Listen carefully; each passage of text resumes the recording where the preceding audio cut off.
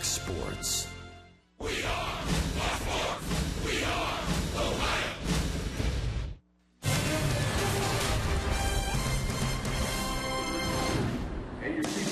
Welcome to PNC Park in Pittsburgh. The rain has fallen, but Fox Sports Ohio is here to bring you Cincinnati Reds baseball. It's the Reds against the Buccos, the final of a three-game set, the final game for the Reds in the regular season here in Pittsburgh. Hi, hello, and welcome to PNC Park, everyone, along with the crafty left-hander Chris Welch and Jim Day. I'm George Grant. Well, you lose two in a row, so who are you going to call? It's Johnny Cueto, Chris. You always seem to call Johnny, don't you? Every time the Reds lose, it seems like Johnny Cueto is the guy that is asked to stop that little losing streak. They've got two in a row, the losses right here in Pittsburgh, but that's good news for Johnny Cueto and the Reds because the way he's handled the Pittsburgh Pirates in the past, it gives you some gleam of opportunity here and being optimistic. You see that in his last four starts against the Pirates this year, 3-0, 1.8 earned run average, very typical of Johnny Cueto, using all of his pitches, mixing them in, using that changeup to his advantage, and having, of course, a good defense behind him. And overall in his career, 9-2 here at PNC Park. Well, Liriano on the other side had a great year last year, but he stumbled this year, Chris. Well, 16 wins last year. He's 3-10 this year now. Not really so bad as numbers indicate here in the month of August. He's gotten very little run support overall. He's pitched pretty well. That earned run average is ballooned by one very bad game he had against the Atlanta Braves. But this guy always seems to pitch a good game against the Reds. He'll equally pitch as many fastballs, sliders, and changeups in there. And he's got great control of his off-speed stuff. And he's always a big challenge for this Reds team. A couple hours ago, we didn't think we'd be starting this game on time, but they're ready to get it rolling in between the raindrops here at PNC Park. It's the Reds against the Buccos, trying to avoid a sweep, trying to hang in there in the Central and the wild card. Coming up next, Brian Price in the starting lineup, and Jim Day will join us too.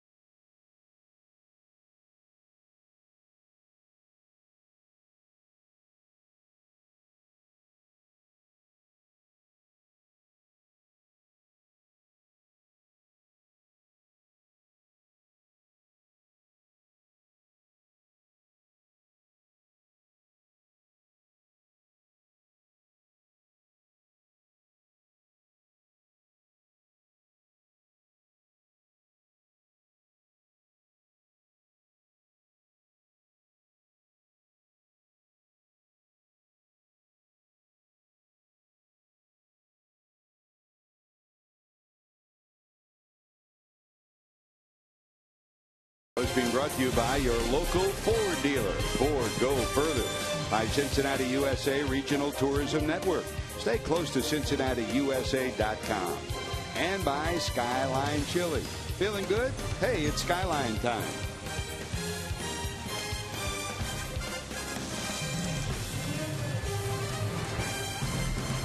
Lights aren't on now, but they will be shortly. The rain has been coming down pretty hard through most of the early morning hours. Now it's just a bit of a drizzle at PNC Park in Pittsburgh. The Reds scheduled to play today, then fly on to Baltimore for a series that begins Tuesday. They have tomorrow off. The Pirates, though, are scheduled to play a day game in St. Louis tomorrow. So they're going to do everything they can to get this one in. We may wait a while in between the raindrops, but we're hopefully going to get this one started on time. And let's check Brian Price's starting lineup for the Cincinnati Reds today. Billy Hamilton will be in the leadoff spot. Christopher Negron will move up to the number 2 spot and play third today. That means Frazier will go to first. Brandon Phillips will play second and hit third. Brian Pena back behind the plate. Ryan Ludwig will get a start in left. Chris Heisey, career against Liriano, .444, and you know his home run power. Ramon Santiago will be the shortstop, and Johnny Be Good, Johnny Cueto, will pitch and bat in the number 9 position. On the mound for the Buccos, Francisco Liriano. When he has been good, he's been very, very good, Chris. This year has not been one of his best, though. Well, that's right. You're right about that, George. He was 16-8 last year for this Pirates team. He did that in only 26 starts, pitching only 161 innings. So he got the most out of his starts last year. This year he's also missed some because he was been on the disabled list with an oblique strain. That was a few starts ago, but really since the All-Star break, if you start dissecting the numbers on Liriano, you see that he's pitched quite well, except maybe only once, and that was against the Atlanta Braves, and that'll blow up the earned run average. He's a guy that is essentially a 3-pitch pitcher. Fastball, a 2-seamer, and a changeup and a slider, and boy, does he ever like those off-speed pitches a lot. If you're a right-hander or a left-hander, you're going to see both of those in every at-bat you're up there. So Liriano ready to go to work, and here's Billy Hamilton. You know, and when you talk about the Pirates, they had that 7-game losing streak in the month of August, just like the Reds had a 7-game losing streak after the All-Star break. And one of the things that's turned things around for Pittsburgh has been their starting pitching. At one point, they were 14th in the league in starting pitching. Going into the game today, they are 10th in the league. They dropped their earned run average from over 4 to 3.8. The Reds are 3rd in starting pitching, but starting pitching has been one of the differences for them of late. Well, you're right. I mean, if you expect to get into the postseason, you're going to need to have your starters carry you through the month of September because the bullpen is already somewhat worn out. Liriano, they need him to have a good solid month here. Fouled off by Billy. No balls and 2 strikes. And you know Hamilton's story. Leading contender for Rookie of the Year. He's had a brilliant year defensively. Stolen base wise, he's sitting at 53. He has been a revelation coming up from AAA and taking over the leadoff spot. When he gets going, the Reds get going. That's a simple way to put it. Number 6 steps in overall at 268. 6 homers and 46 knocked in.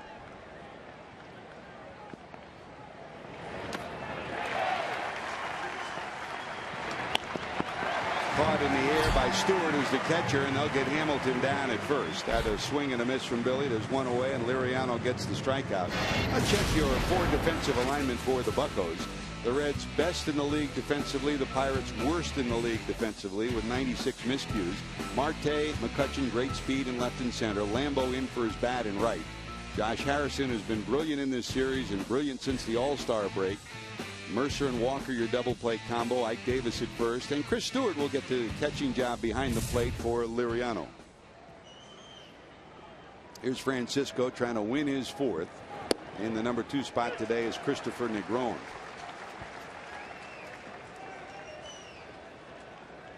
You say in the number 2 spot today, George, like it changes every day. Hey, for a team that has had their projected starting lineup out there only 12 times this year, it has been a work in progress every day, Chris. Yeah, and even with that, there are guys in the lineup right now that are so banged up, they're only playing because they have to play, knowing that there's really nobody else out there to replace them. Although then you have somebody like Christopher Negron, who's trying to take the opportunity with some extended playing time to show the Reds front office what he can do. Negron, I like what I've seen. I think everybody in the Reds clubhouse does too. What a way to start for Liriano, striking out the first 2. That's 2 punch outs, 2 down, and here comes Brandon Phillips. And you mentioned this pitch, Chris. When he is right, this pitch is lethal. Well, that's a slider, and it comes out of the same arm slot as that fastball, which is part of the key. The other part of it is that he actually throws more strikes and has better command with his slider than he does his fastball or his changeup.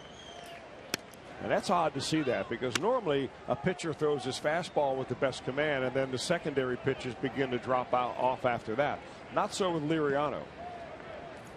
Here's Brandon at 261, 7 homers, 44 knocked in. And you talked about playing banged up, and boy, it's true of the Red second baseman. Coming off the disabled list after the torn ligament in his thumb. Both hands are sore, back is sore, legs are sore. He's hitting only 174 since coming off the DL in the month of August. But he's still in there. I think he knew that was going to happen. Yep. I mean, he was telling me when he first came back and was activated in that series against the Cardinals that because he feels pain in it every day. He knows that it's not ready yet. He wouldn't be ready until next year anyway. And he's really not afraid of re-injuring it because the team needs me and I'm going to go out there and play. Fortunately, he has not re-injured it, and hopefully he'll be 100% when he comes around in 2015. No balls, 2 strikes to Phillips. That's down. You know, that breaking ball you talk about, I mean, in our years in baseball, Chris, there was Steve Carlton, the lefty, who had that lethal slider down and into righties. Randy Johnson, the same thing. Al Leiter used to have the same thing. And Liriano's one of those lefties. When he gets his slider going to righties, that down and in pitch is just something else. Looks like a fastball and disappears on you.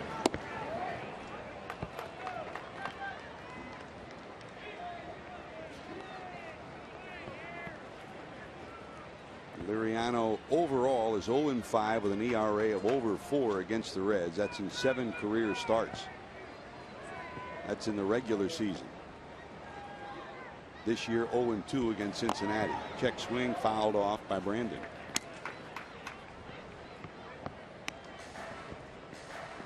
Now as this day unfolds, and again it's unattributed at this point, but we're trying to track down as much as we can. There was a tweet by Ken Rosenthal of Fox Sports that the Reds had involved in talks with the Milwaukee Brewers and that Jonathan Broxton had been traded to Milwaukee. We haven't gotten a confirmation on it, but we will talk about that as the day progresses.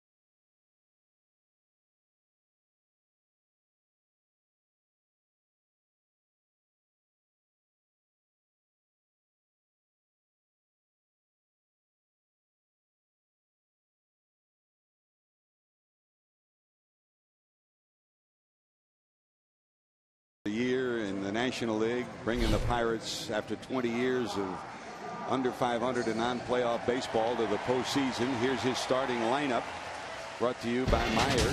It has Josh Harrison, the Cincinnati product, who's been brilliant for this club, over at third and leading off. Lambeau bats number 2. Andrew McCutchen, last year's MVP, hits third. Neil Walker, whose 3-run home run yesterday was the difference in the game. Ike Davis hits fifth. Starling Marte, who's been brilliant in August, hitting .337. Jordy Mercer, the shortstop, moves up to 7th. Chris Stewart, the catcher, 8th. And Liriano, the pitcher, bats 9th. And here's Johnny. Johnny's been so good, looking for win number 16 on the year. This one hit deep to left, towards the corner, over his Ludwig. It is gone. Now, what else can the little guy do? Josh Harrison had A 3-for-4 night in game 1 and 6 brilliant plays. He's become the darling of the Pirate fans, and on the first pitch he sees from Johnny Cueto, he delivers a game-leading home run, and he'll get a big welcome from McCutchen and the rest of the crew. Well, you're right. What else can he do? George, I would stop calling him a little guy if I were you, because he's obviously developing a complex and taking it out on the Reds. Man, oh man, do they love Josh Harrison here in Pittsburgh. Jay Hay, there's the chant. Listen to it.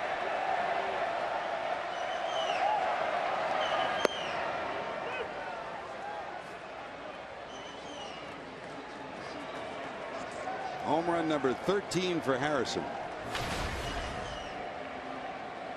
It's his second leadoff home run for the Buccos this year, as he's taken over that leadoff spot. And boy, is he taken over the leadoff spot. He's had some success against Cueto. Coming in, he was 4 for 10, now 5 for 11, his first home run off Johnny. Well, this one starts in a similar fashion to yesterday, when Alfredo Simon gave up a 3-run home run to Neil Walker, and that's all the Buccos got. It was enough to win the game 3-2. And also kind of like Johnny Cueto's last start. If you remember, it was a rain day in Cincinnati when he pitched against the Chicago Cubs. And it was raining heavily when a ball slipped out of his hand and right down the middle to Anthony Rizzo, and he knocked it out of the ballpark for a homer. Great backhand by Phillips, and the flip, they'll get the out at first. 93 games plus without an error for Brandon the Gold Glover at second base, working on game number 94 straight with plays like that. Boy, he makes this play look almost easy, and that is incredibly hard. How quickly he pops up and just kind of gets it over to Frazier at first base. A hard shot, backhanded diving. So ask yourself what you miss when you don't have Brandon Phillips around. Not gold, but platinum at second base. Here's McCutchen, 305-20, homer 71, knocked in. Big swing and a pop up to the right side. Frazier calling. 2 away.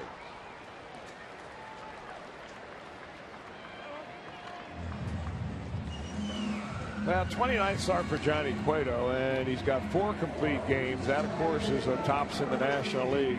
199 innings, so he has been a workhorse again. Opponent batting average under 200. Every one of the peripheral numbers on Johnny Cueto is at the top or very near the top in the league.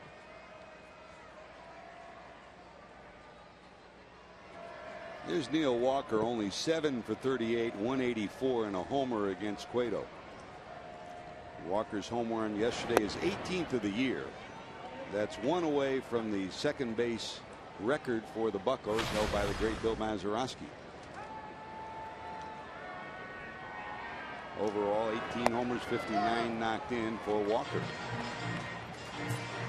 And as we alluded to in the top of the first, we'll continue to track what we've heard, Chris, but no confirmation from either side on the possibility of a deal that would send Jonathan Broxton to Milwaukee, as attributed to Ken Rosenthal. Kenny was here yesterday doing the Fox game, and he was here the last 2 days. Yeah, first we heard of it was today, George, on Twitter. Buster Olney also has it, also mentions that Broxton is owed about $1 million throughout the rest of this year and $9 million next year. So if there's some motivation for the Reds to move anybody at this point, it's probably to get some payroll off the books so they can better prepare for some arbitration cases next year. And you wonder, Chris, there have been some rumors that maybe in the offseason the Reds might trade Aroldis Chapman. Not that the Reds have said this, but there have been rumors if you trade Broxton, very unlikely you would trade Chapman. That's a walk. Walker marches down to first, and here comes Ike Davis. Let's check your Ford defensive alignment for the best defensive team in the league. Only 60 errors for the Reds on the season. Ludwig in left, Hamilton in center, Chris Heisey will be over and right. Negron at third. Santiago gets the call at shortstop with Phillips at second and Frazier over at first, and Brian Pena behind the plate. Pena's thrown out 38% of those that have tried to run. This is a Pirate team that doesn't run as much as the Reds, but they will run and hit and run under Clint Hurdle. There's Davis, 238, 10 homers, 44 knocked in. Well, now, George, the official word from the Reds, and there's no big release yet, but they did tweet out on their official Twitter handle is that the Reds did send Brox into the Brewers, and they will get 2 players to be named later in return. So the Brewers get somebody to help down the stretch run from the bullpen. And again, the deal comes before September 1st, so he will be eligible for the postseason with Milwaukee. And the other part of it, Chris, which is really at this time of year is a factor. There are no 2 general managers who have more respect for each other or are closer than Doug Melvin of Milwaukee and Walt Jocarty of the Reds. So there's always an ongoing conversation between those 2. That's a called strike 3. A home run from Harrison. Buccos take the lead. Frazier due up, and we return.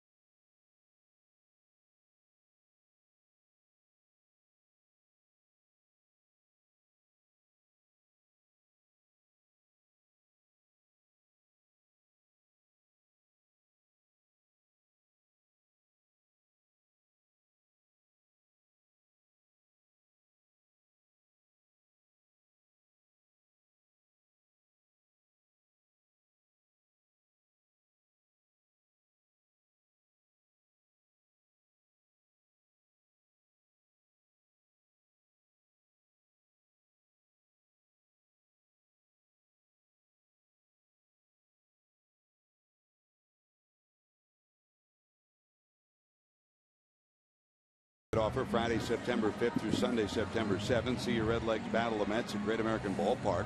Purchase 4 Reds tickets for only $48 and receive a $15 Hofbrauhaus voucher. For tickets, call 513-381-REDS. Visit select Kroger locations or reds.com/4 for 48. Josh Harrison delivers a big bolt. Buccos lead at 1-0. Here's Todd Frazier to lead it off. Top of 2. Frazier, Pena, and Ludwig due up. Swing and a miss from Todd at 278, 23 homers, 70 knocked in. The Reds have struggled offensively since the All-Star break, and even more so in the month of August. Frazier is the leading Reds hitter in August at 284. No one else is over 260. That tells you where the Reds are offensively this month.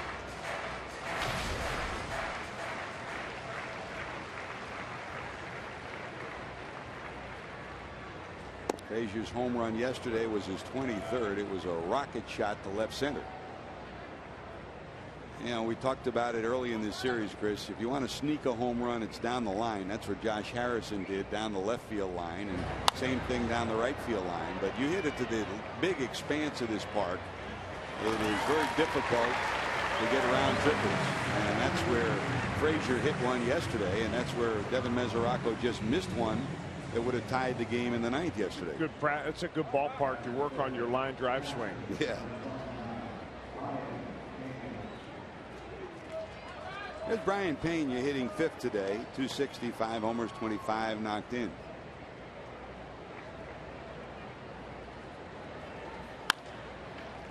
Wide of 3rd, Harrison. Well, he's got the magic touch, doesn't he? Josh makes the play, 2 away. Working on his range factor here.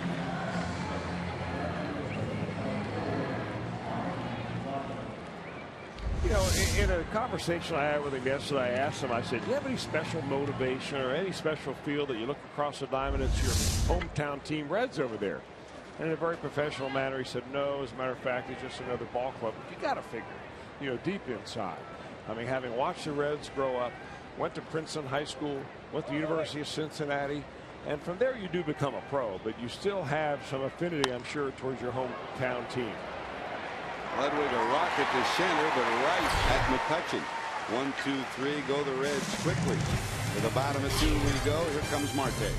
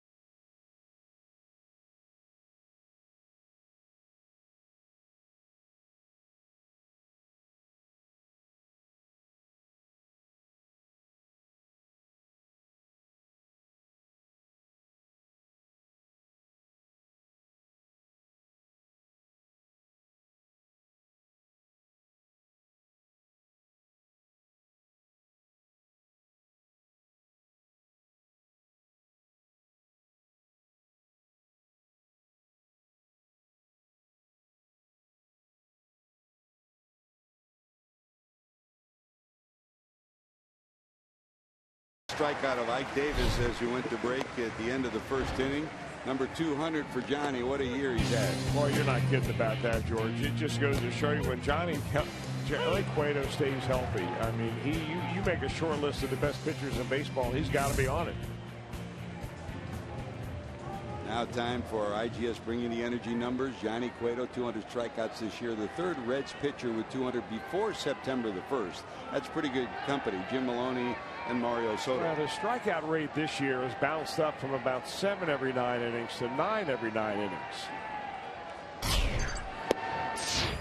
That's a strike to Marte, who's in at 273, 9 homers, 44 knocked in. Yeah, and there's a lot more to pitching than strikeouts, obviously, but those guys that really dissect the numbers, the sabermetricians, that strikeout number is a power number, and they use it a lot to indicate how valuable a pitcher is, how unhittable he is, how many times you swing and miss.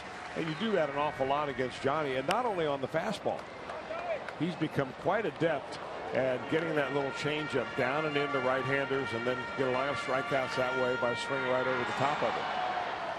Last year, Homer Bailey came within 1 strikeout of the 200 mark. And, as a pitcher, Chris, that's a red badge of courage, isn't it, to get to 200? I know Homer was hoping for 200. He fell 1 short at 199. The last Reds pitcher with 200, as we talked about on Friday night. There's a bouncer behind the bag.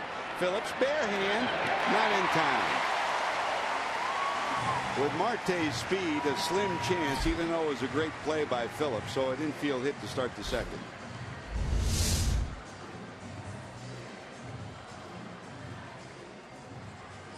Man, I mean, even though he saved it first, the guy's fun to watch.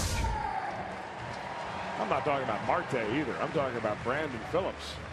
I'm sure how many second basemen even get to that ball to try to make the play? I'm sure he was surprised there was even a throw over there. So Marte's on, leadoff hitter on, and here's Jordy Mercer. The last Reds pitcher with 200 strikeouts was Edinson Volquez back in 2008. Aaron Orang had back-to-back 200 strikeout years in 2006 and 7. So in the last 10 years, only 3 Reds have had 200 plus strikeouts. They got Marte off the bag, but charging was Frazier, and Marte will get back. Your home plate umpire today, Jimmy Reynolds. Manny Gonzalez is your umpire down there at first. Fielding Culbreth at second, and Brian Knight, your third base umpire this afternoon at PNC Park.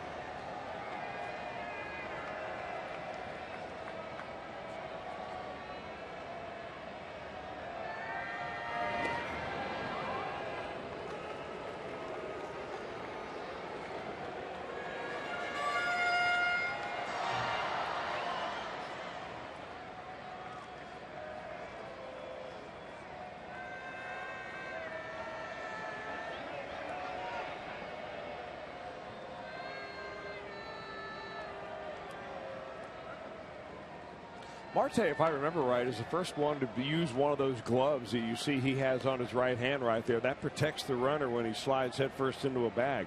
Last year he had one that looked like it was an extender. And it gave him an extra, 4 or 5 inches out there reaching for the bag. That's a loop to right, curving. It'll be a foul ball. That was trouble. A run certainly would have scored if it stayed fair. It just curved foul, and we'll try it again. 1 ball, 1 strike.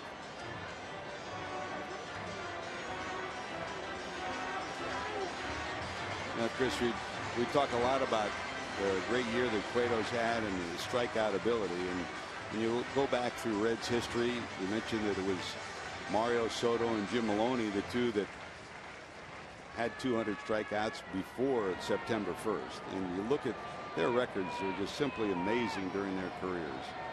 Mario during the 80s, Jim Maloney during the 60s. I mean, every year you count on 200 strikeouts from them, and they were power strikeouts.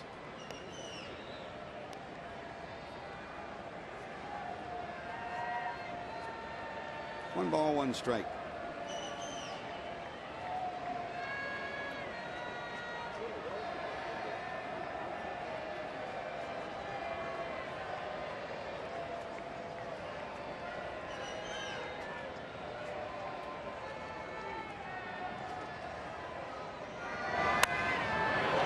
The other way, but foul.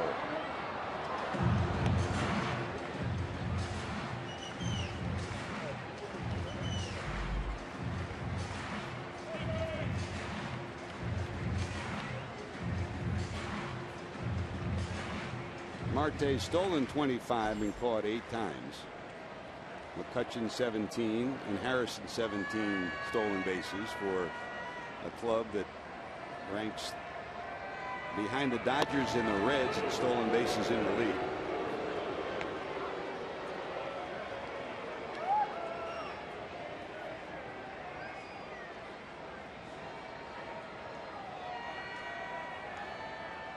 One ball, 2 strikes.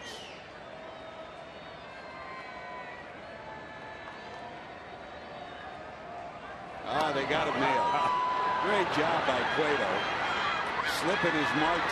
They'll run him back. He's still staying alive. And now the tag applied finally. Good job by Marte on a sloppy track. They've been putting quick dry out there all day long, but he prolonged it longer than it should have been, and the Reds finally get the run. I'm not really sure whether it's a good job by Marte or not, trying to force a stolen base on a guy that gives up very few stolen bases. He's got the best right-handed pickoff move in the league, and he's just trying to get a good jump off of Johnny right there, and thinks he's got something red and then gets picked off. I think that's a bad play all the way around. Now, I'm saying good job at trying to avoid the tag, but bad job, bad decision. And on top of that, it's a muddy track. Yep. So, I mean, he's got every disadvantage you could possibly have working against him, and he still tries to force a stolen base. Thank you very much. Amen. We'll take it. So the runner erased, 1 away, and now it's 2 balls, 2 strikes to Mercer.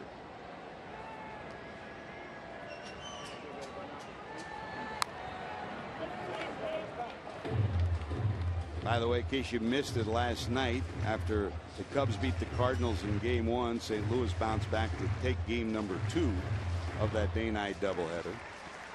Milwaukee lost again yesterday.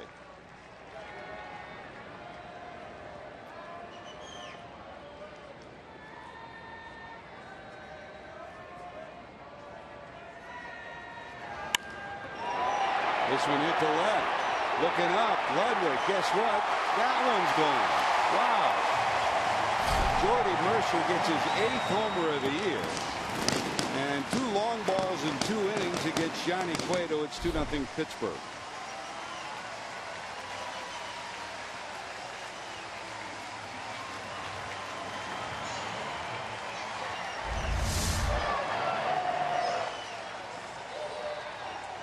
Little hanging breaking ball right there, and in this ballpark you wouldn't think that Jordy Mercer is good for all that many home runs, but he really waylaid into that one.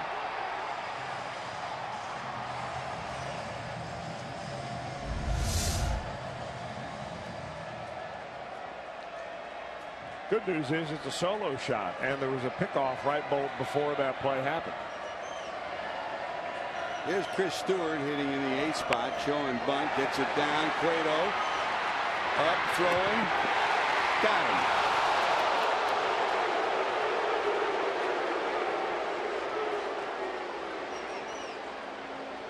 Clint Hurdle takes a look down at the bench, and he's going to wait for a word from the dugout to see if he'll challenge, and he's heading back down. It's tough for him to get up and down those stairs. He doesn't want to do it any more than he has to. He's got sore hinges right now. Hurdle does. Good play by Cueto. Sets his feet and fires it over there about 95 to Frazier. Hurdle will have hip replacement surgery this offseason. The year started with about 35% difficulty, and now it's about 85% for him, and the doctor said you need it now. He said not till the end of the year. So Hurdle will have hip replacement surgery when the season is over, and you're right, Chris, it's agonizing for him every step. I think that was a great play by Chris Stewart. Here's your little shortstop hits a home run, and you're thinking, man, oh man, what? And before you kind of get back into the groove of things, Cueto's going to throw a first pitch in there for a strike. The infielder's playing way back there, and Negro wasn't thinking about a bunt, and he lays it down and nearly legs it out. That's a heads-up play.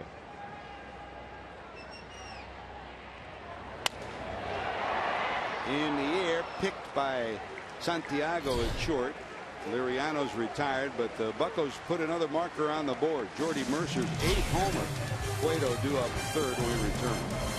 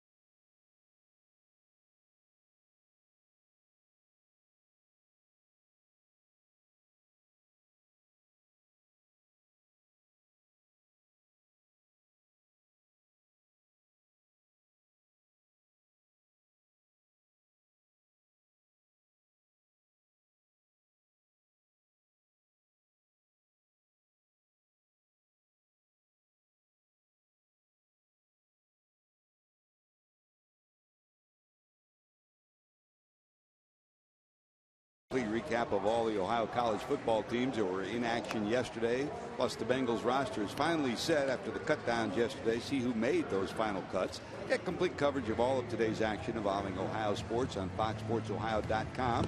Brought to you by 1-800-SAVE-AUTO. Drive safe, spend less.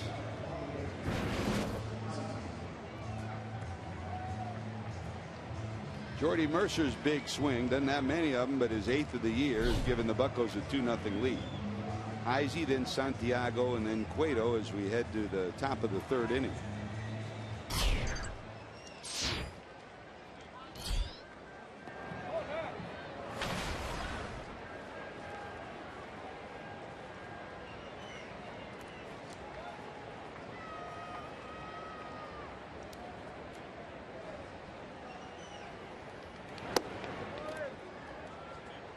Fastball down and in from Liriano, misses. Heisey gets the start. 223 overall with 5 homers, 15 knocked in. 3 of the 5 homers have been via the pinch hit route.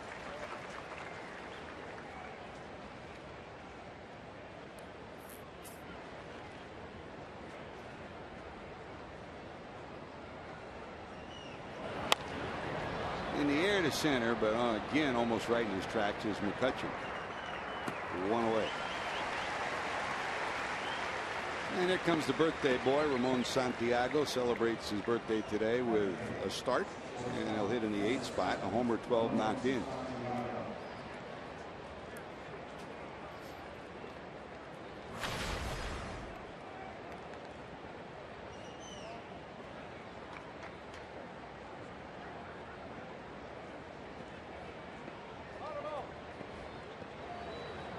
You get to this stage of a year, Chris, and you're on the fringe of maybe hanging in there and contending. And if you're a player, you remember those years when you made it and you didn't make it. You know, for Ramon, he remembered being with the Tigers when they were 3 games out with 8 to go, and they wound up making the postseason and winning the World Series. Skip Schumacher remembered, and we were there when the Reds played the Cardinals in their World Series year. They were 8 games out the first week of September when we left town, and they wound up making the postseason and won the World Series. So you never know. Strange things happen in the month of September.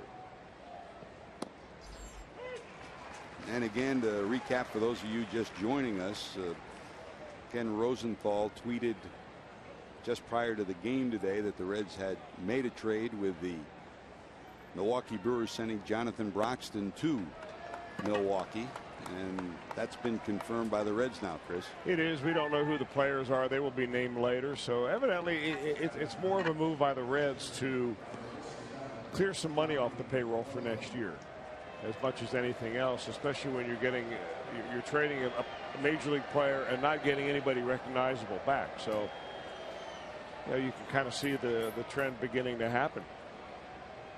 Here's Johnny. 1 out, 1 on.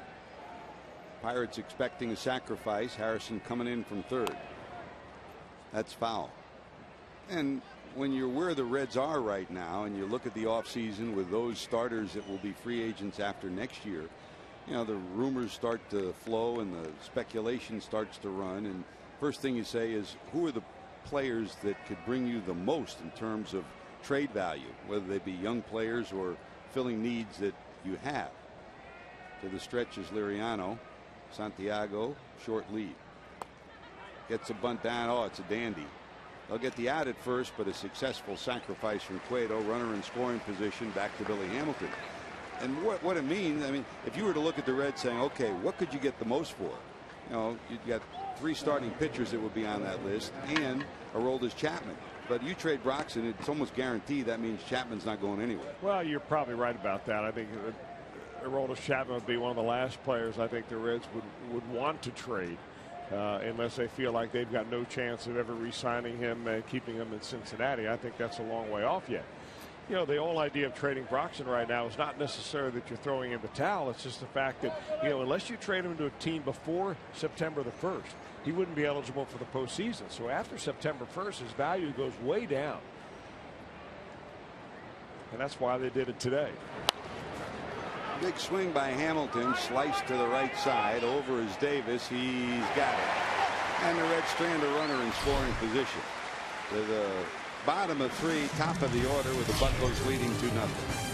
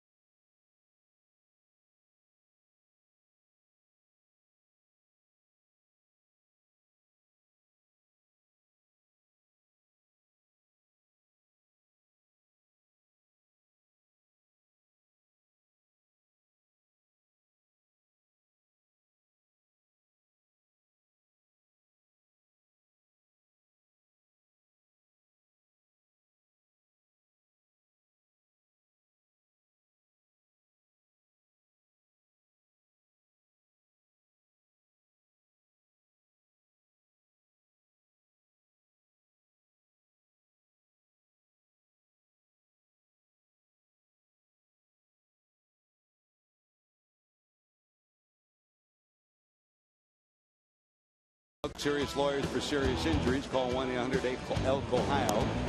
Johnny Cueto in day games, and we talked about it often. Some pitchers just for some reason are better in day games. Today, somewhat of a exception, but Chris, look at those numbers in day games for Johnny Cueto.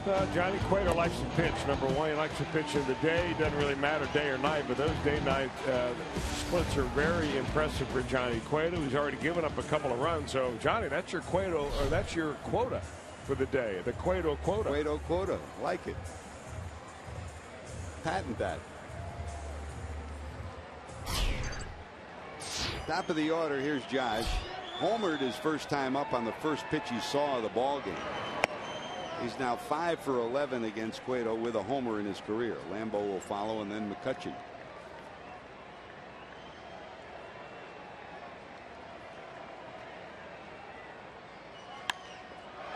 Center field hit pretty good, but Hamilton there, front of the warning track.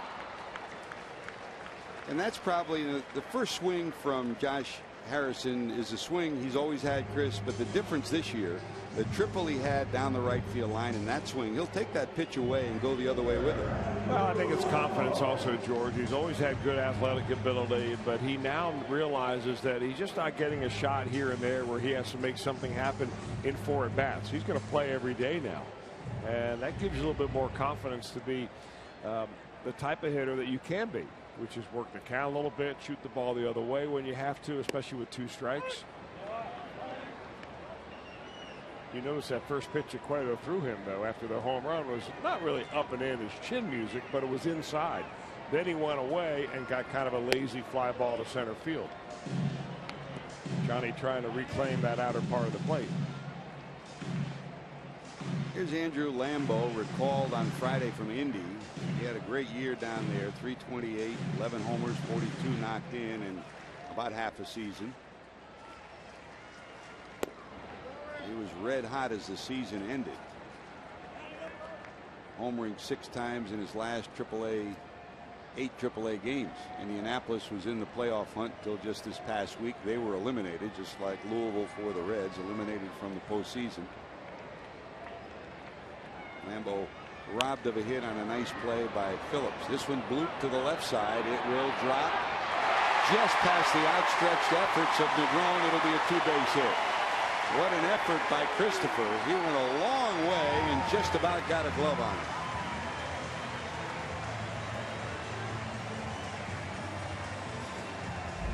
I saw that ball coming off the bat, and then I checked where Ryan Ludwig was playing, and there's no way he's going to get close. But Christopher Negron closed on that a lot faster than I thought he would. Laying out, plays all out, and perfect placement by Lambeau. And you talk about Josh Harrison having confidence, and give credit to Clint Hurdle. He believed in him when a lot of people in the Pirate organization didn't, but he said this guy's going to be a contributor for us, and he has. And that's the same kind of feeling that Jay Bell and Brian Price have for Christopher Negron. They liked him a lot in spring training, but the numbers just weren't there to bring him north. But I think he's really making himself part of that 25-man roster for next year. Not his numbers that he put up, but just the team numbers yeah. Didn't lay out right. Here's McCutchen, who popped out first time up. In his career, McCutchen 269 and 4 homers against Cueto. Just another really solid year for Andrew McCutchen, even though he's been going through a lot of different nicks and bruises. Been drilled a few times. He's been a pincushion, really, for the Pirates. Every time they throw at somebody, the other team throws at McCutchen. The last 3 years, the Pirates have led the league in hit batsmen, and that definitely turns it around on your best hitter, whether you're Joey Votto or Jay Bruce or whatever. If you're McCutchen, you're going to get drilled. Overall, McCutchen 304 with runners in scoring position.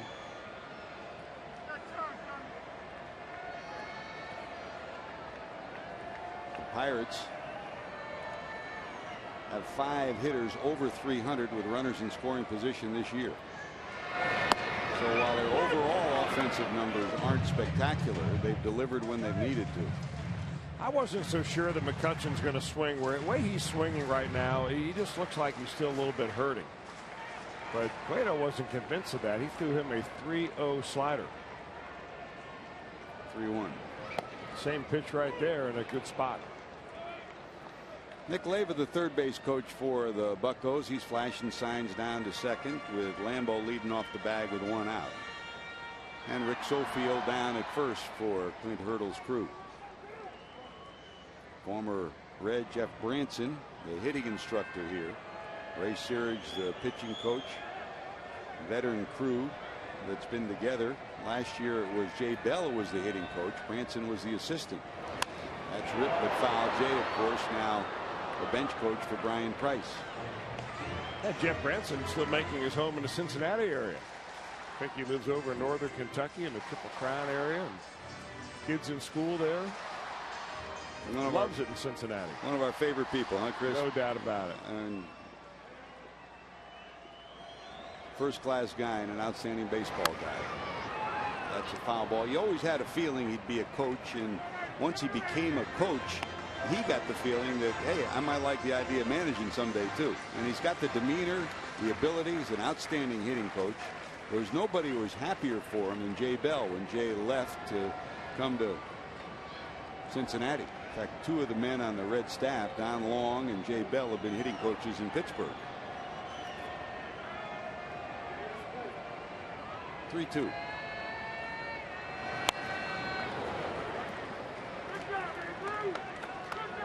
Hey, one thing, McCutcheon looks better in this game than he did on Friday. He was really hurting, it looked like, and we happened to go into the clubhouse after the ball game. He's all wrapped up like a mummy, ice bags everywhere. And that last swing he took was about the best one I've seen him take so far in this series. Try it again, 3-2.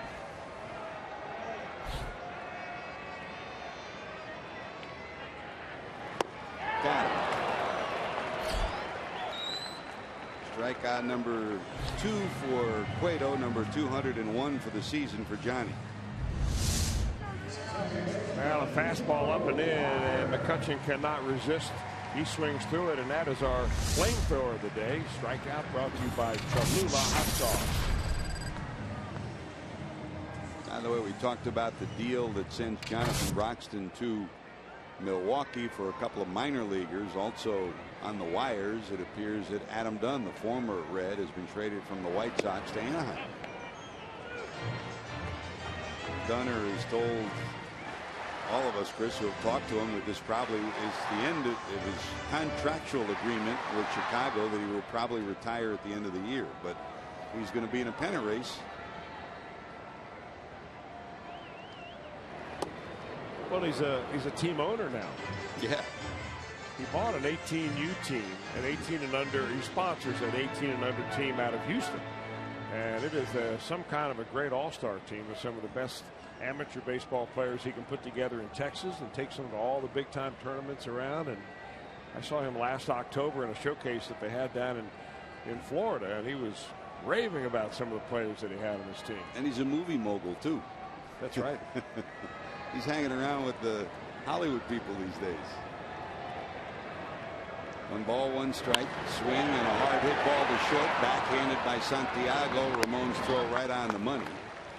And that'll do it. A double, nothing to show for it. Reds down by a couple. Negron will lead it off.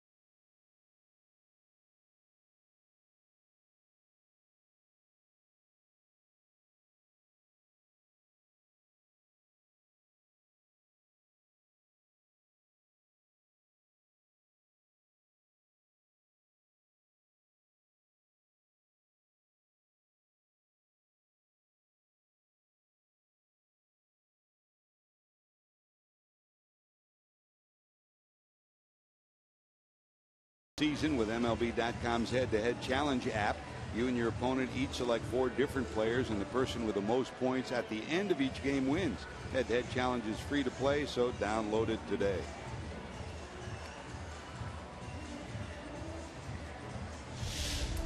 By the way, as you continue to tweet your photos using the hashtag #OhioFanPhoto, here's today's way to set up for your fan photo of the day. A little later on, we'll have your fan photo for you, brought to you by AT&T. Join us.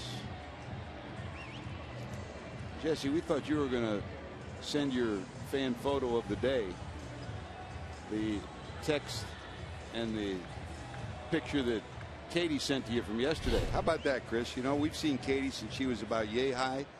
She's now working for Coca-Cola. She's down, and she's went to Paris, and she tweeted a big dish of escargot that she's having when she got to Paris to her dad.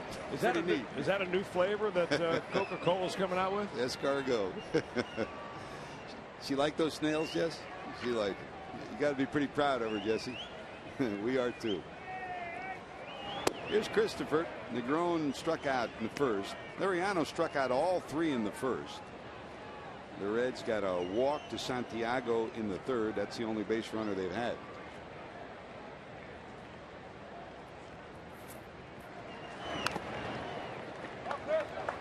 When Liriano was at his best last year, he was ahead. It seemed like every time you looked up it was 1-2, 0-2. That's been a problem for him this year. Well, you're right. And the other thing about it, George, is that last year when he won 16 games, he was only being paid $1 million for the entire year.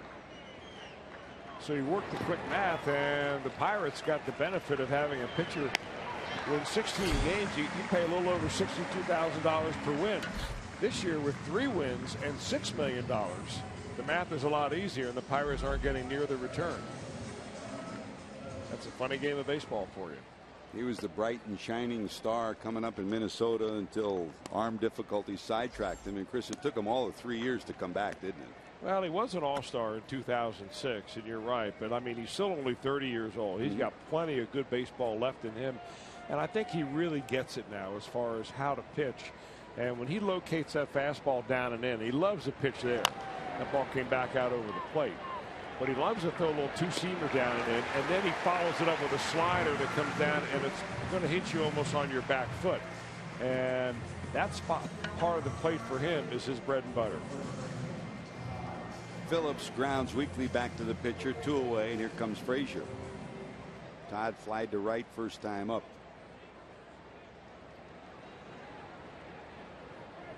51 pitches for Johnny through 3. The 37th pitch of the afternoon to be delivered by Liriano to Frazier.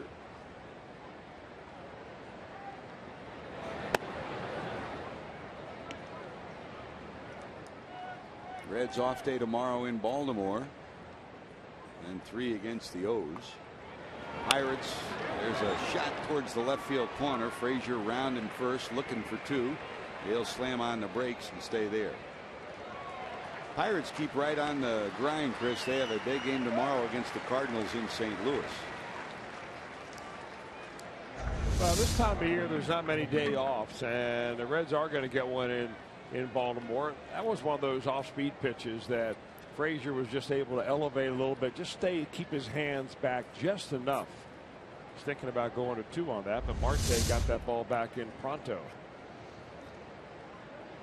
The series in St. Louis, Garrett Cole against Lance Lynn tomorrow. Tuesday night, Jeff Locke against Adam Wainwright, and Wednesday, Edinson Volquez against Shelby Miller. You know, that series in St. Louis, because of where they are in the standings, is really the series that we were hoping to see here against the Pirates this weekend. You know, they were all ready. They had all the stadium sold out 3 days in a row. Pirates are hanging right there. The only team that didn't cooperate was the Reds. Liriano to the stretch, short lead for Frazier. Pena bounced to third first time up. Start of play today. The Pirates 2 games back of Milwaukee. The Cardinals 1 game back. The Reds 8.5 back. And in the wild card, the Pirates are only 1 game back of St. Louis for the second wild card spot. Atlanta 1.5 back. Miami 5.5 back, and the Reds 7.5 back. Big swing. 1-2.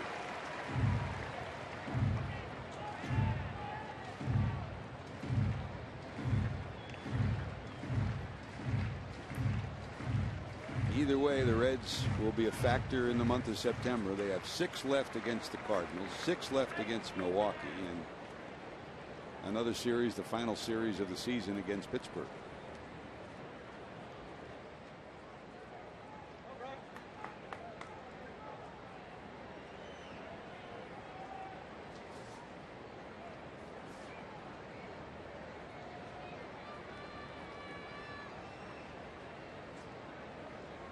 Frazier's going, fouled at the plate.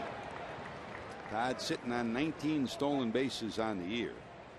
1 away from that 2020 club. He's already got 23 homers. Aaron Boone, Chris Sabo, third baseman that are part of that 2020 club.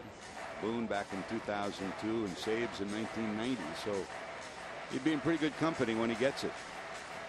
And it's only been the last day or two that that he's starting to run a little better after the back trouble.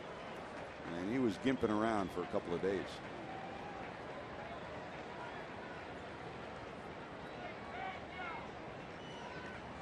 Again, 1-2. Bounce back over the second base bag. Walker will tap the bag, and that'll do it. Reds get their first hit. Second base runner. They've stranded 2.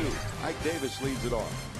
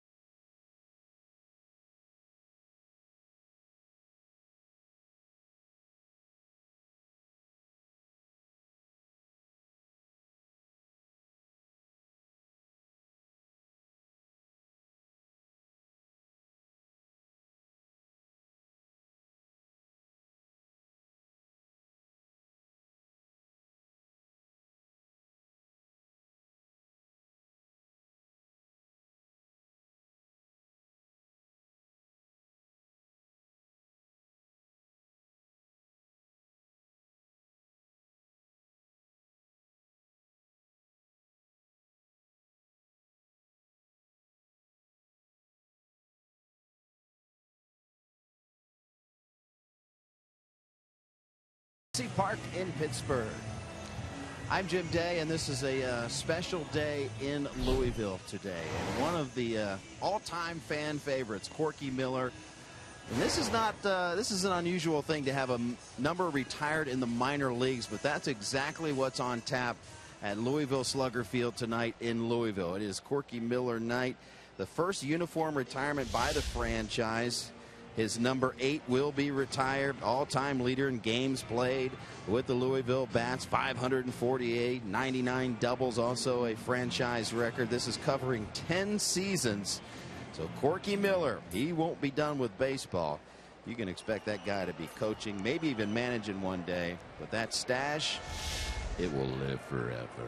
Hey, JD, we all make our list of favorite players, not just on the field but off. And I know for you and for Chris and myself, too, there's a semi-shift by the Reds, and Ike Davis will punch it through on the left side for a base hit. He's 1 for 2. Corky's on your top 5 list, isn't he?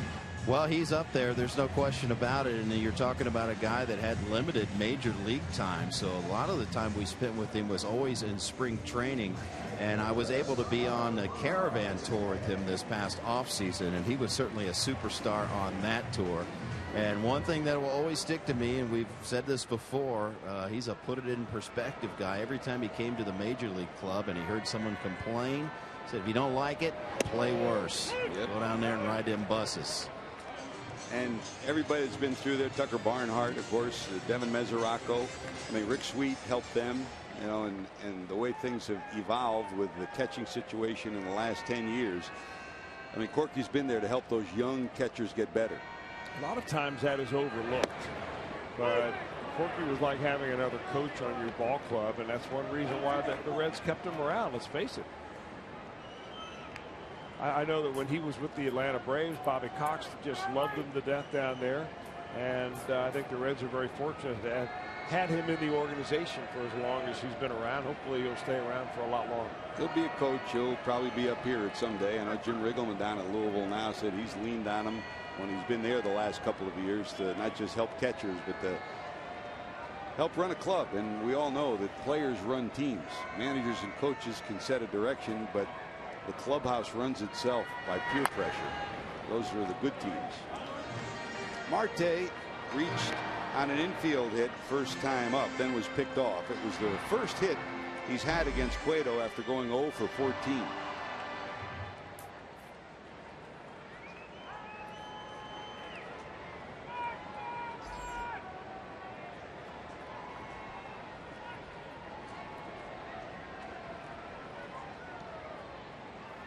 No balls, 2 strikes for the Pirates left fielder. Short lead for Davis. 4, 6. Not in time.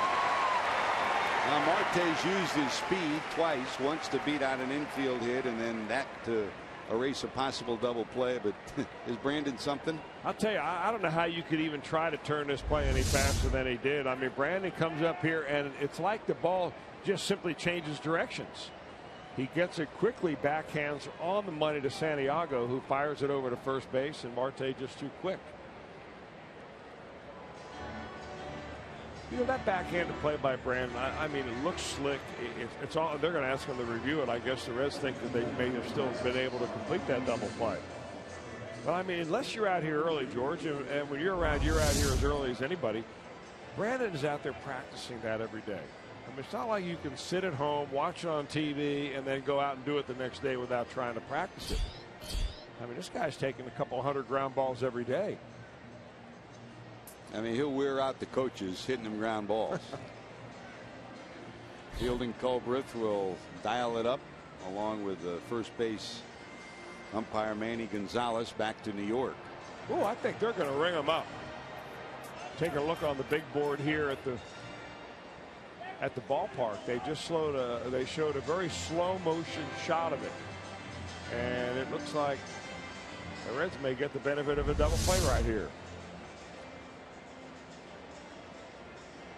Hard to tell there. Yep. There was another shot that the home team had that they showed. It looked like it came from the Reds dugout area.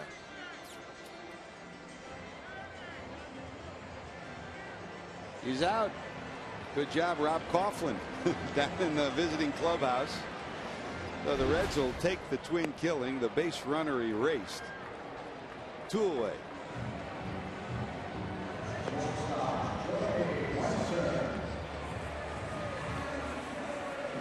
It's a flip of the coin, and it's a quick reaction from the clubhouse out to the phone to Jay Bell, and then the decision. It looks like the heel hits, and from the other angle, the look that the first base umpire had was you didn't know whether that heel had hit the bat. The heel hits the ground first and then the bat. So the Reds get credit for the double play. Base runner erased, 2 away, and here's Mercer. They're joining us late. 3 big moments. Josh Harrison led off the first pitch he saw against Cueto, homer to make it 1-0. Jordy Mercer homer made it 2-0, and there's a base hit by Mercer. His second hit, he's 2 for 2.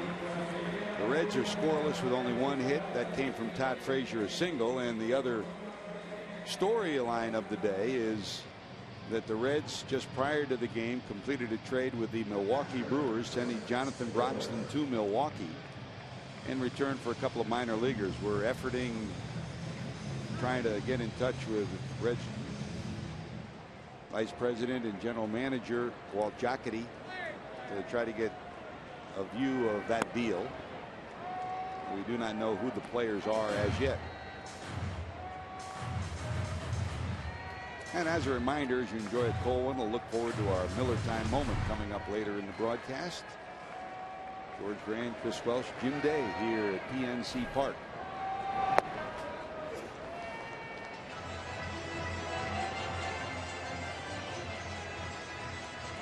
Great to have you with us down in the truck. Josh Hall, our producer, Brian Hunterman, our director. Lauren White dialing up some highlights and statistical analysis for us, along with Kevin Pennewitt. It's a breaking ball down and away. Kent Dreamweaver in charge of our pre and post game festivities back in Cincinnati, along with Jeff Pecora and Brian Giesenslaw. And it's been great all year to watch the great work they've done.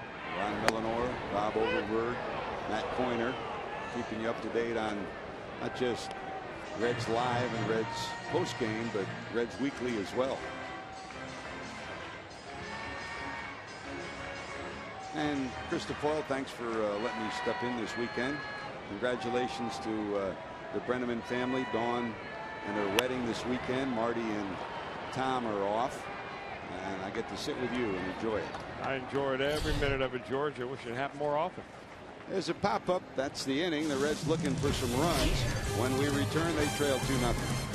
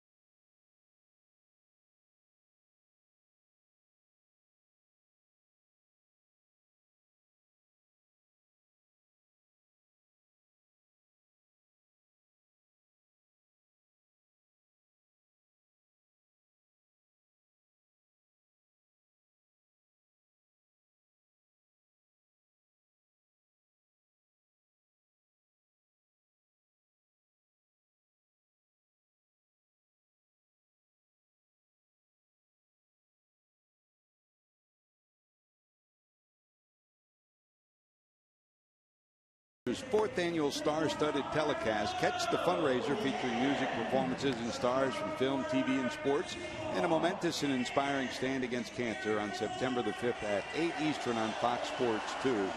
And talking with the people from Los Angeles, it looks like it's going to be just a spectacular show, Chris. Looking forward to that. For a great cause as well.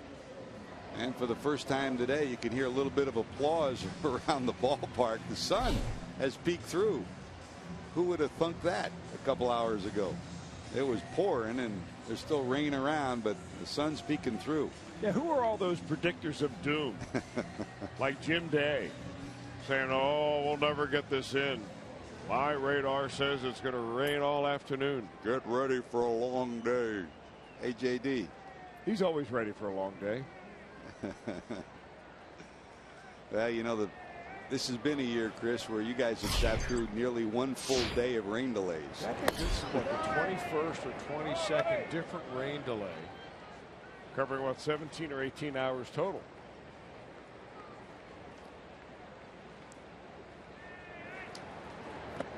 There's Ludwig, line to center first time up, hit the ball right on the button. And that's been the story of especially his August, but really his whole year. He comes in at 246, 8 homers, 41 knocked in. He's had some hang with him swings that he hit right on the nose, but right at somebody. The Pirates will overshift against him, much the same as they do against Mesoraco. They don't overshift as much as they have in the last couple of years. Well, this is actually the only team that I can remember anyway shifting against Ludwig. Almost daring Ryan to try to hit the ball the other way.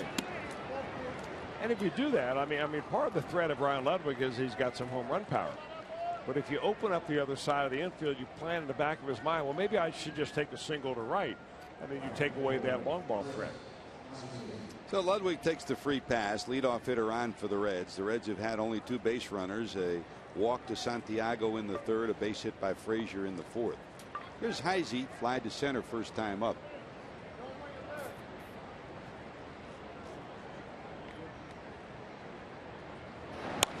This one hit pretty good to left.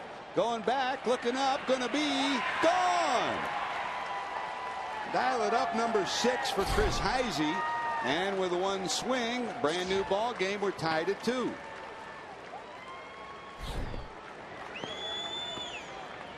Sweet swing, huh? Well, he got an off-speed pitch on the very first offering from Francisco Liriano, and he looked like he waited back and just jumped all over. Look where that pitch location is. If Chris Heisey could put a ball on a tee, I think he'd put it right there. Short, quick swing, home run number 6, runs batted in number 16 and 17. Chris, Pennsylvania native, gets the start in the 3rd game of the series with family and friends at the ballpark. So a sweet swing for him, and we're tied at 2. 2 runs, 6 hits for the Pirates. That's only the 2nd hit for the Reds. Here's Santiago, who walked first time up.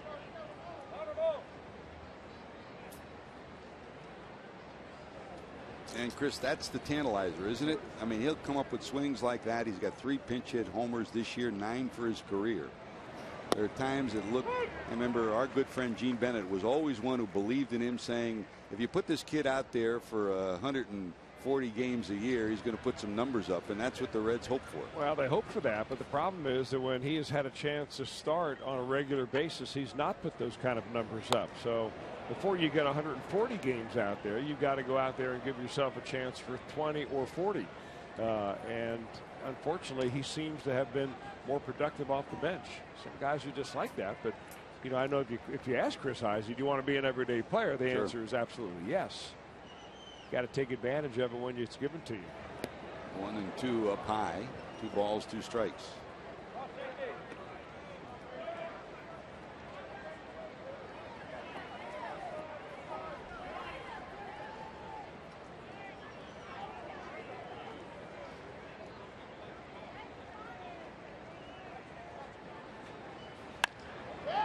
Rocket into center. That's going to drop in front of McCutchen for a base hit.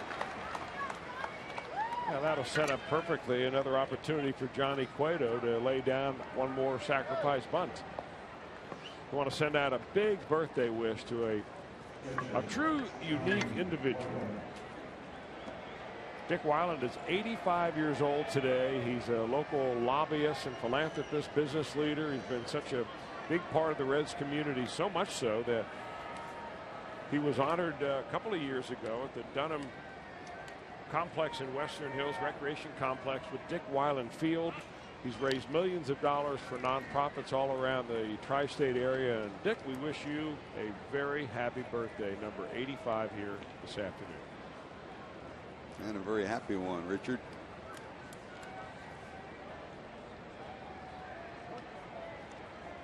Liriano from the stretch, charging as Cueto shows bunt, gets it down, and another successful sacrifice from Johnny.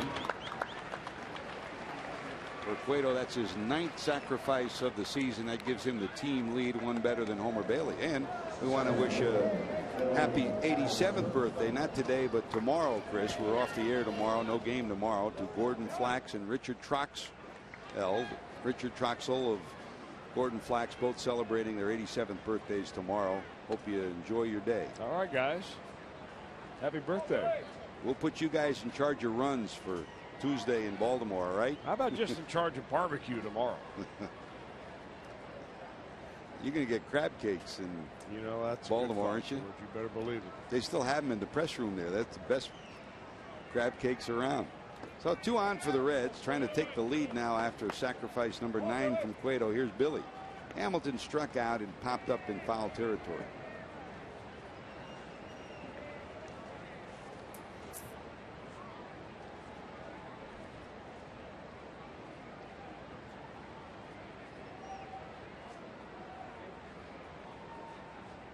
Walker trying to keep Santiago close at second.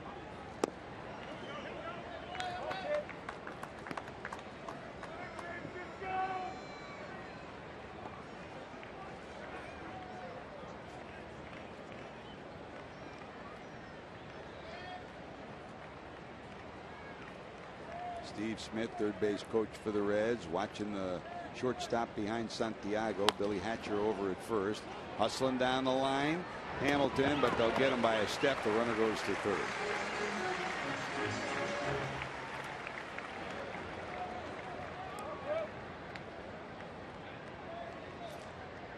Hey, Labor Day sale coming your way. Save 50% again. MLB.com at-bat premium features for only $4.99. Follow every Reds game with live look-ins, replay reviews, live radio broadcast, MLB.tv, game of the day, and more. Download on the App Store. Sale ends soon, so visit Reds.com/mobile today. Best way to keep up with your baseball wherever you are. Here's Christopher Negron still trying to figure out this lefty. He struck out twice.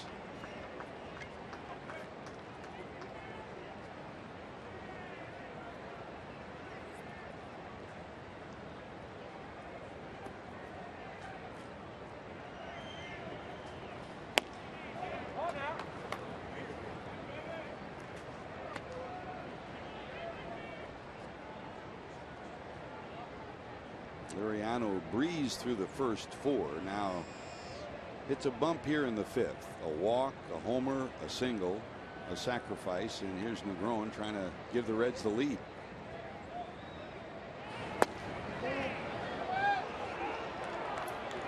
Three and 0. 17 sellouts for the Pirates this year. They'll have number 18 of the season today as they pass the 2 million mark in this series. That's a breaking ball in there for a strike. Pirates will hit the road. Head to St. Louis tomorrow. And after the Cardinals, they'll play the Cubs for 3 and the Phillies for 4 before heading home for their final homestand. Swing and a miss. 3-2. That is the same pitch that Liriano has thrown in Negron to get strikeouts each of the last 2 at bats. He threw him a 3-0 fastball, then a 3-0 slider, and I would imagine that slider is coming right back. Evidently, you just can't pick up the spin on that pitch. Struck out twice on the slider. Does he come back with it again? Changeup. He was halfway to the dugout. Liriano not liking the call one bit. The Reds will take the free pass, and that'll get Phillips to the plate. Well, they've got to make a decision on Liriano, too. The Pirates do. He'll be a free agent after this year, after having signed a 2-year deal last year and this year. But you wonder at age 30, having won 16 last year, down to 3-10 this year, he's still the best 3-10 pitcher you're going to find on the market. Ray Searage taking a trek to the mound to settle him down a little bit, get a bit of a breather. And Chris, we've seen it in his career. Searage has become one of the most respected pitching coaches in the game. The reclamation projects he's presided over here are impressive. Yeah, you're right about that. I mean, he's become kind of a guy you look to as a turnaround artist.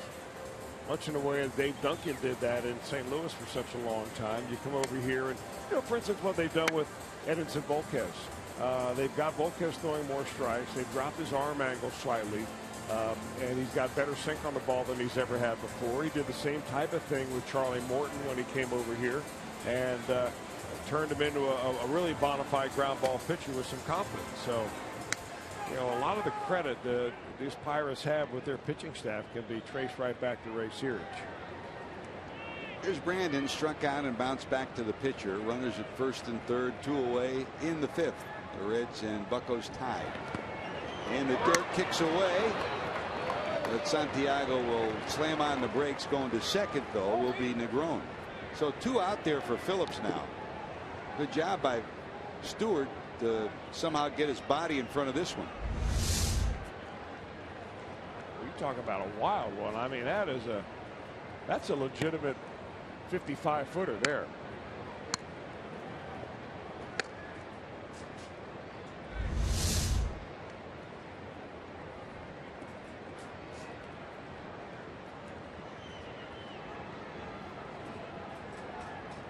Brandon in his career 5 for 19, 263 against Liriano. 1 ball, 1 strike. I got to figure that Brandon is going to get pitched to right here. You know, you got a base open and everything, but Frazier's on base. He had a home run yesterday. It's hit a rocket line drive to left field earlier, and also a pretty good wood on a fly ball to right. So Brandon's probably the guy that they're going to come right after.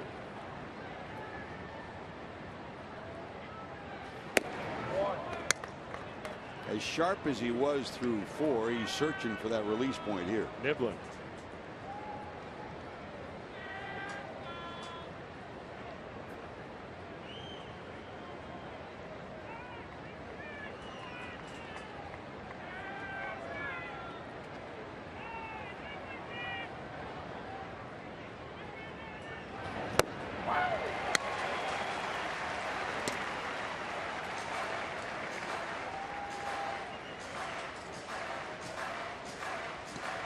You know, when you have a left-handed pitcher with great arm action on that changeup right there, that is more effective than a right-handed pitcher's slider to a right-handed hitter, because you can't pick it up.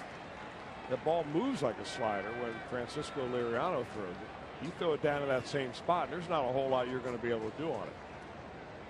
Just when you start looking for it, he throws you a fastball. 2 balls, 2 strikes, 2 outs, 2 on. Another good block by Stewart. Stewart's always been solid defensively. Great catch and throw guy. Will smother anything in the dirt. Well respected by teammates.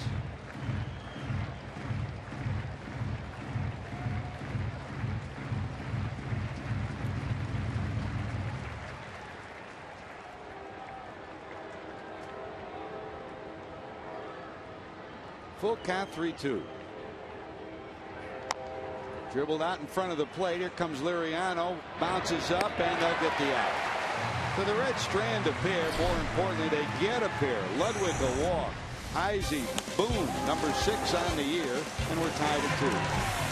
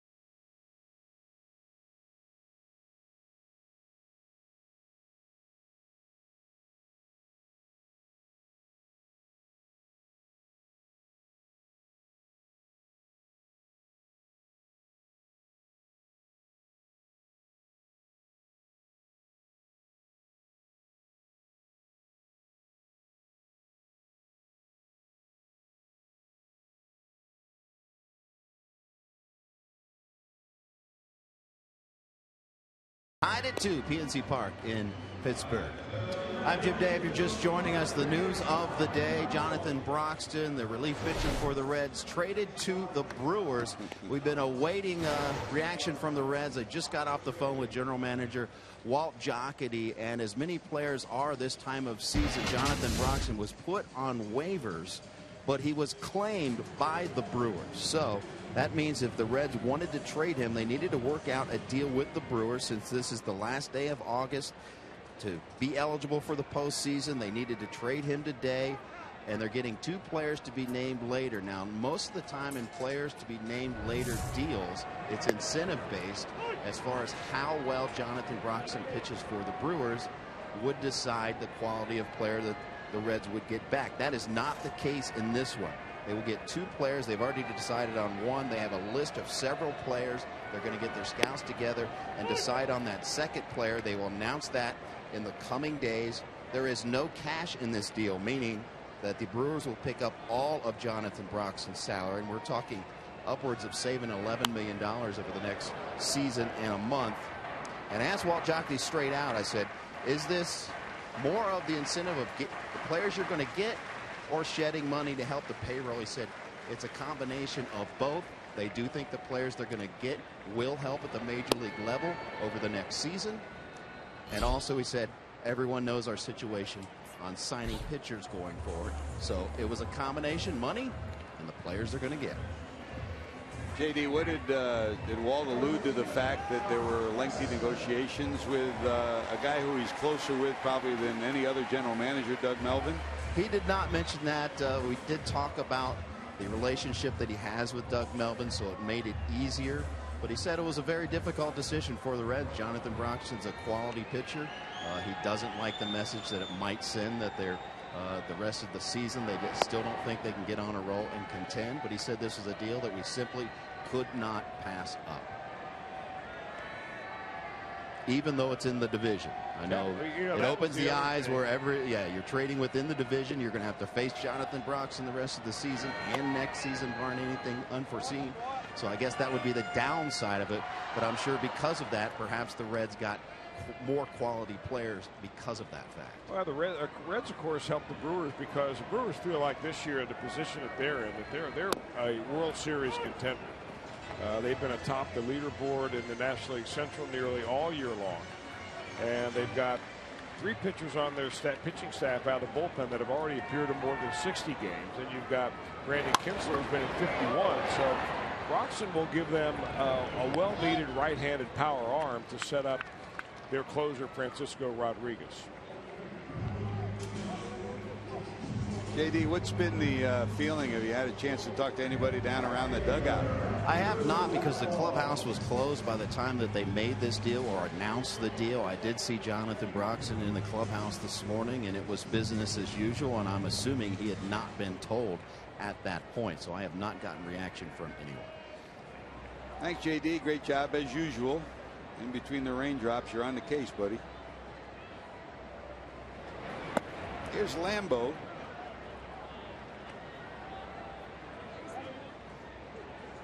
A ground out and a double. So the next part of the story, Chris, is waiting to see who those 2 players are.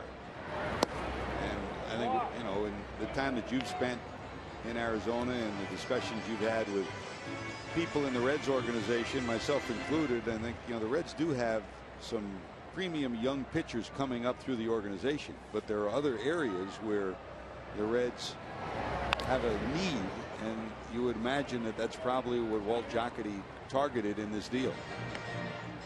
Well, they need players that are AAA or Major League ready.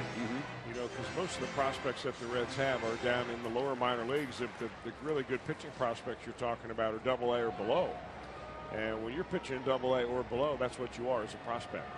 And until you get up here and actually prove that you can play in the major leagues. So, you know, the Reds obviously by, you know, the perfect example is by going out and buying the contract of Dylan Axelrod from the Chicago White Sox in order to put him into rotation for the end of the year. It gives you an indication of where the Reds are at the top of the food chain with their pitching.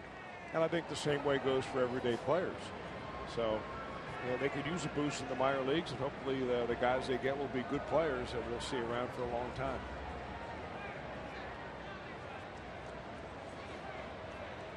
One ball, 2 strikes to Andrew Lambeau, the number 2 hitter. 2 runs, 6 hits for the Buccos, 2 runs, 3 hits for the Reds. Big swing, and Cueto's out of the inning. We're tied at 2. Reds go back to work.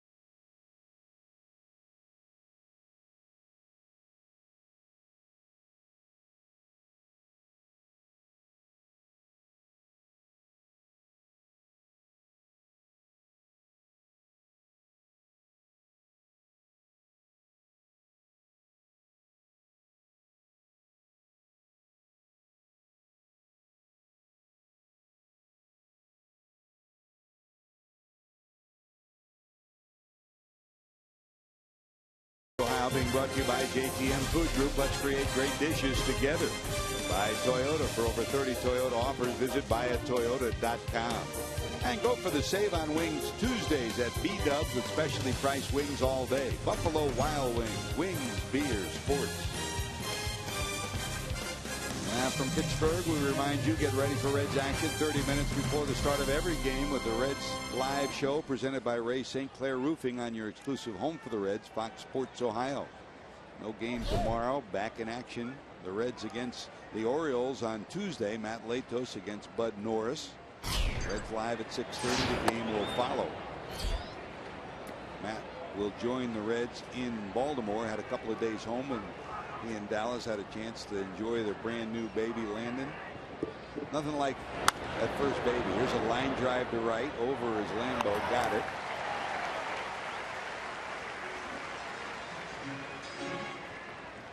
Pretty good contact from Frazier, but a line drive out, one away. It's good of the Reds to recognize the importance of, paternity leave. Yep. Bring a new baby home, and then you go on a road trip the next day. So good to see that Matt and Dallas and baby Landon all probably hanging watching Reds games last couple of days. I would imagine by the time he gets to Baltimore, we'll be looking forward to a full night's sleep. We've all been there, right? Oh, yeah. Many times. So it'll all fall on Dallas's shoulders when he hits the road. Special time. Your life changes forever, but in the very best way. Nothing like the joy that children bring to all of us. Here's Pena. Bounced out twice.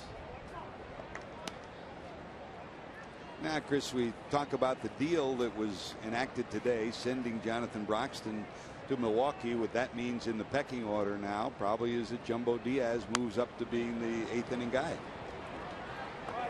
We'll see as early as today as that might unfold.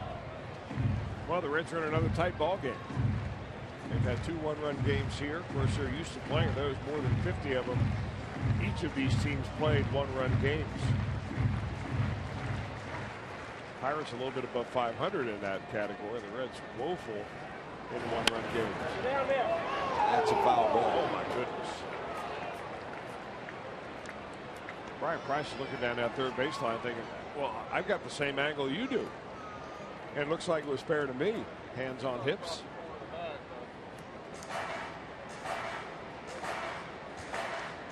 Game of inches, and that's been the way it's gone for the Reds this year, hasn't it? An inch here, an inch there. Are you a believer that the one-run game story evens out from year to year? Because, I mean, there have been years where one team will win 3/4 of its game. Nice catch up in the second deck by a fan. And there are other years where a team will be woeful. I guess if it's your closer blowing game after game, that sends a message. But when that hasn't been the case for the Reds. It's been a lack of offense that's contributed to most of those one-run losses. Well, I think that you're exactly right about that, George. I think over a period of, say, 10 years, it all evens out. But, if you're a surprise team that all of a sudden is in the playoffs or in the playoff hunt, no one expected you to be there, go look back and look at what your record is in one-run games. You're probably doing really well. And if your team that was expected to be there and you're not there, like the Reds, you will look back at your one-run games. I think the Reds pitching staff has kept them in one-run games where other teams, it wouldn't have been one run. Yep. Down to short, Mercer.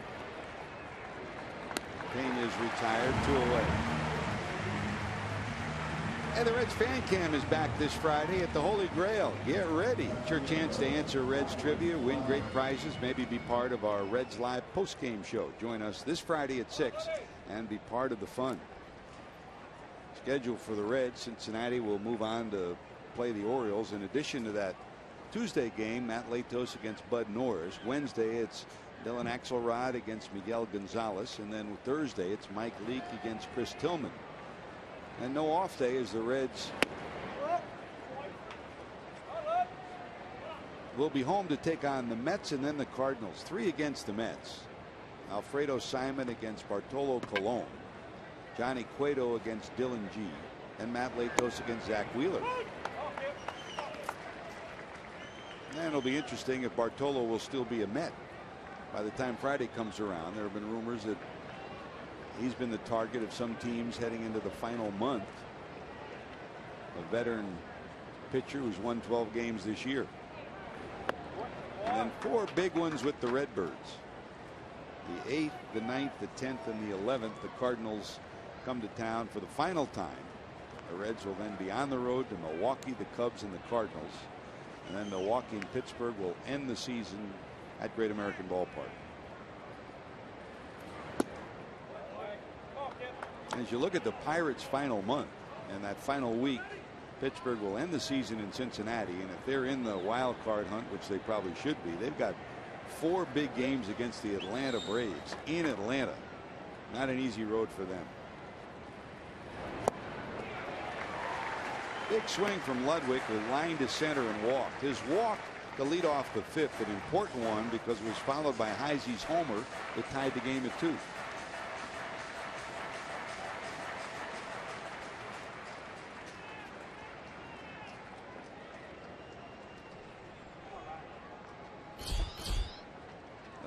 Allowed the Reds only 3 hits.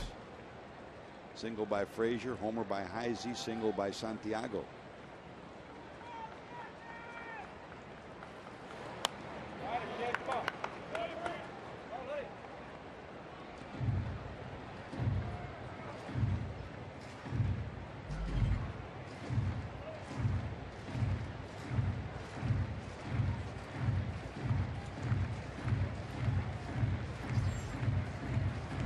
Another full count to Ludwig, second straight at bat of that.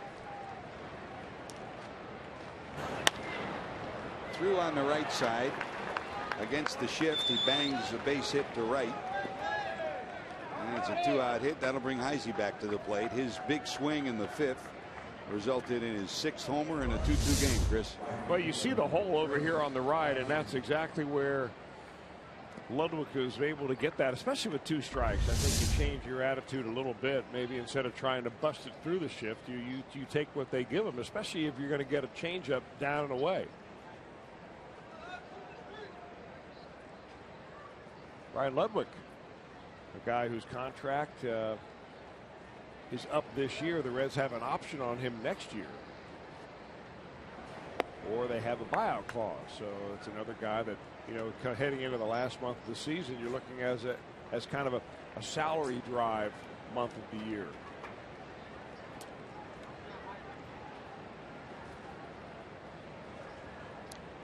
Heisey 1 for 2, fly ball to center, and that homer in the 5th. And Stewart will go out to talk to his left-hander.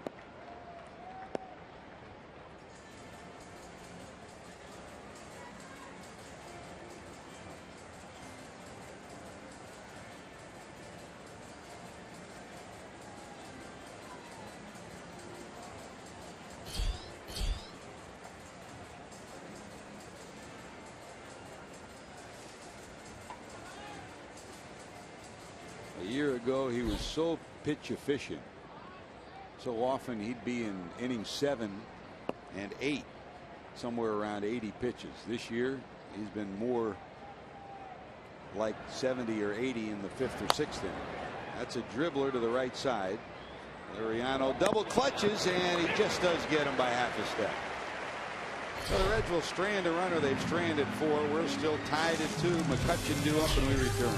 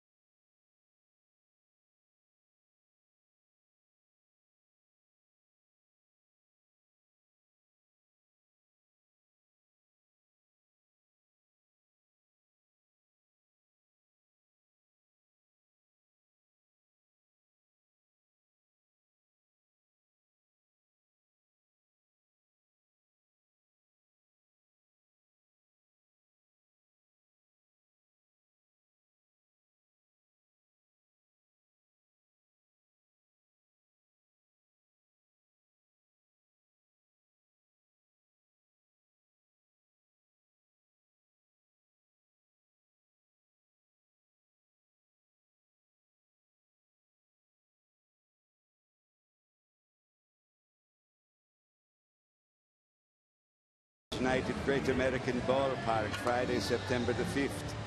Arrive early, enjoy activities in the Kroger Fan Zone. Be one of the first 20,000 fans to receive a Reds Irish necklace. Plus, stick around after the game for a spectacular fireworks show featuring an Irish theme, a soundtrack you'll remember forever.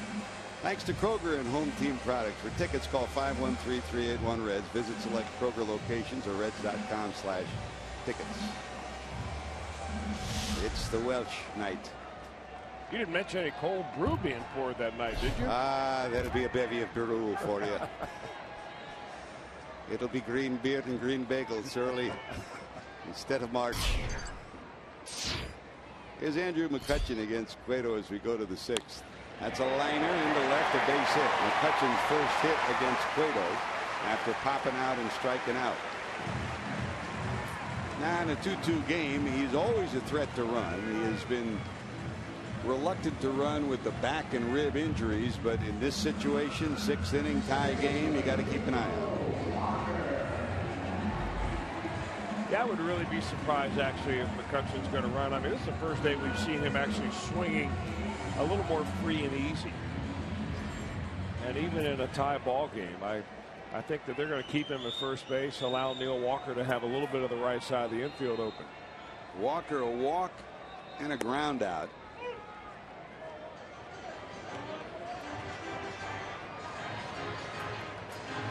Different players lead in different ways, and when this young man is healthy, he's one of the leaders on this club. A quiet leader, a quiet presence, a local player.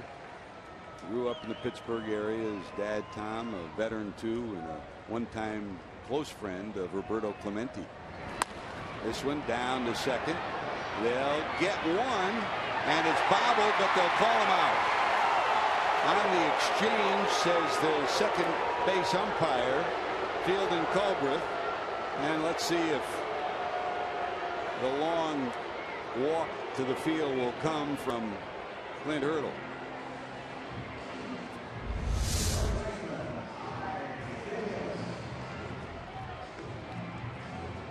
McCutchen with a little bit of a whip slide right there. He was trying to catch the leg of Santiago coming across the bag. And I think the Reds got the benefit of a call right there that. Again, Chris, it's a simple play, but I'm amazed that they got the out the way McCutchen runs. I thought Phillips was just going to go to first. I thought so too, and I think they're very fortunate that I don't believe that's a reviewable play, right? And that was one of the ones that they reconfigured early in the year. Here's Ike Davis, struck out and singled. Double play still in order. They play him straight away, middle of the infield, pinch to second. Short lead for Walker. It's fouled off.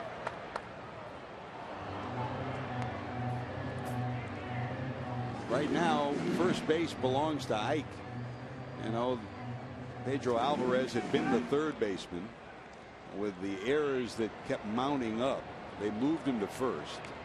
And now with an injured foot, Alvarez is on the sideline, and Davis and Gabby Sanchez manning first base. Swinging and a miss. 1-2. And in talking to Clint Hurdle, you asked, I mean, the question is, does this mean right now that Josh Harrison is your third baseman, or is Pedro still in the mix? He says, right now, Josh Harrison is my third baseman. And boy, he's put a vote in for himself this week.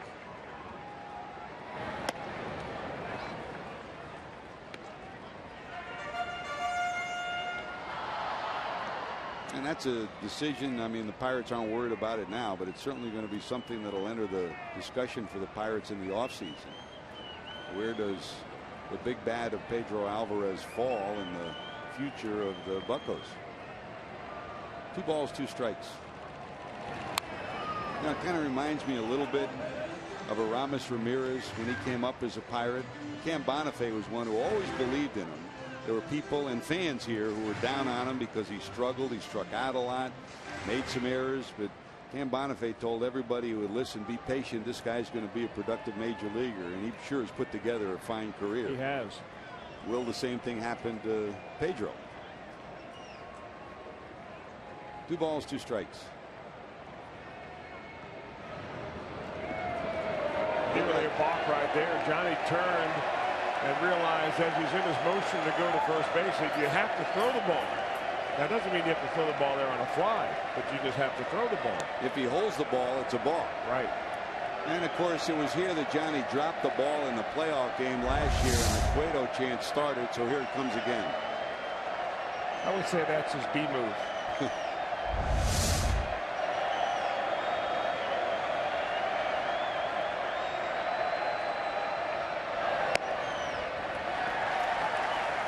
Full count, 3-2. It's been the only thing that's gotten the Pirate fans into this game so far since the early home runs.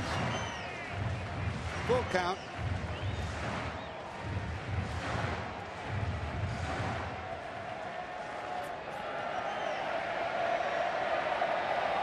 We'll see what Clint Hurdle does with his runner on first.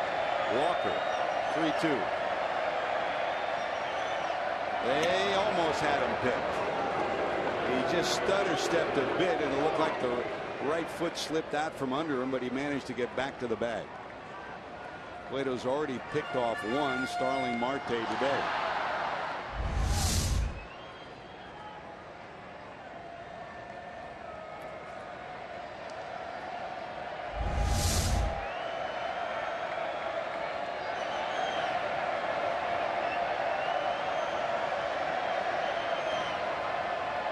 He's going. This one hit high in the air to right, but it's going to stay in the park. Heisey over. Under it. Back to first comes Walker. Boy, he just missed that one. Hit it a mile in the air, but Heisey flags it down, and there's two away. Here's Marte, reached on an infield hit, and then seemingly beat out a double play ground ball to second, but it was challenged by Brian Price, and the Reds won the challenge. He was called out at first. That completed the double play to start the fourth inning.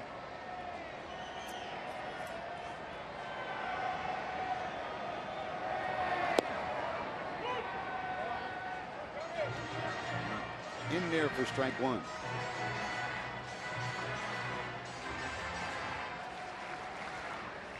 Joining us late. Pirates took a 2-0 lead. First pitch of the game, bottom of one. Josh Harrison homered, 1-0. And Jordy Mercer in the second after Marte reached on an infield hit and then was picked off. Mercer homered to make it 2-0. Meanwhile, the Reds were whitewashed through the first three. Frazier got the first hit in the fourth. Then in the fifth, a walk to Ludwig and a homer by Heisey tied the game at 2. And that's where we still are. Waves at that. Flipped to first. Got it. So a leadoff hit. Nothing to show for it. We're heading to the top of 7. Santiago, the birthday boy, will lead it off.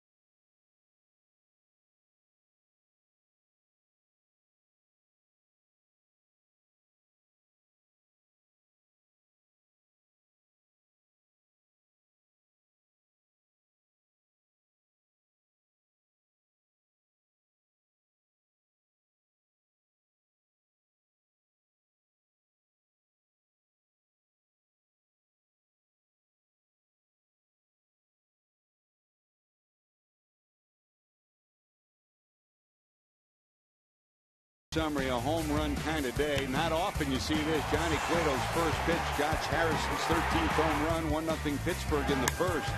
And with one out in the second, Jordy Mercer hits his 8th homer. The Buccos are celebrating, leading 2-0. And the Reds come back. Chris Heisey, after a walk to Ryan Ludwig to lead off the 5th homers, ties the game at 2.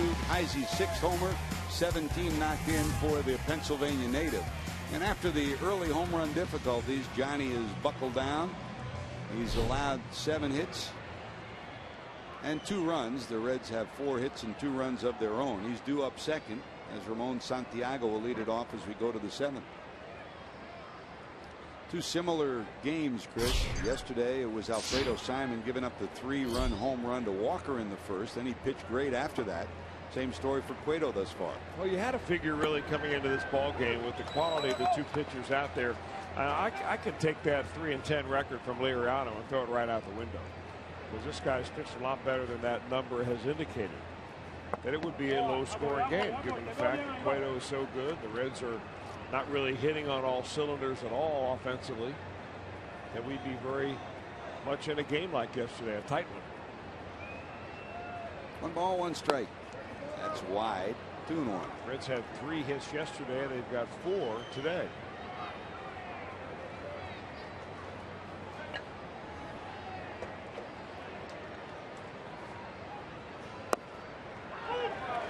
A lot of times, wins and losses, starters don't have a whole lot to do with, especially when you look at the run support your team gives you. So when you're averaging under 2.5 runs a game, you're not going to be able to nail down very many easy wins. So everything that Liriano has put on the board this year, those 3 have been well earned, and I'm sure he's walked away with a lot of no decisions of games that he's had an ultra quality start.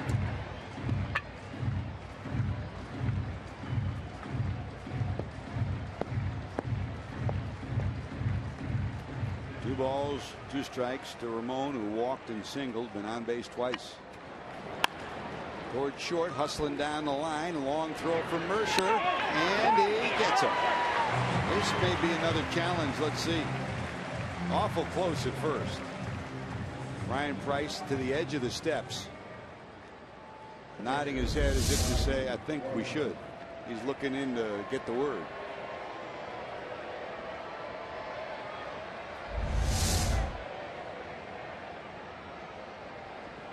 You know, what happens sometimes, I think, with these calls is that you may think that you have the right call and that you should go out and challenge it, but you also have found out that there may not be the right angle to prove that. So if you don't have enough video evidence to overturn it, the call will stand.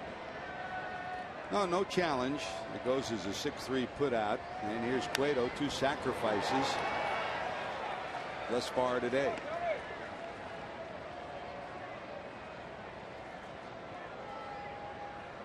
His second, his 9th of the year. That's the team high among pitchers.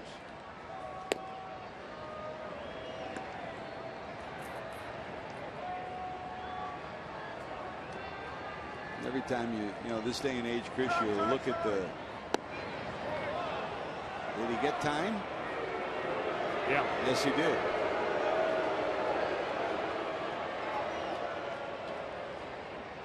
You look at the sacrifice numbers, and while teams may have a few, it's almost always pitchers. Cueto showing bunt, drops a foul, 1 and 2. And when you and I watched him do it, it was amazing. Jay Bell, the Reds bench coach, when he was the number 2 hitter for Jim Leland, it was amazing here in Pittsburgh. I mean, Moreno would get on a single, and it was automatic. I mean, Jay would end up with 21, 22, 23 sacrifices every year. And then you turn it over to, you know, Bonds or Van Slyke or whatever, and it's a base hit, and it's a 1-0 lead in the first inning. Talk about automatic. He sure was with the sacrifice. Did he go? That's a strikeout for Liriano, 2 away. Chris Stewart's going to Kangaroo Court. He just ran off the field thinking that was the 3rd out.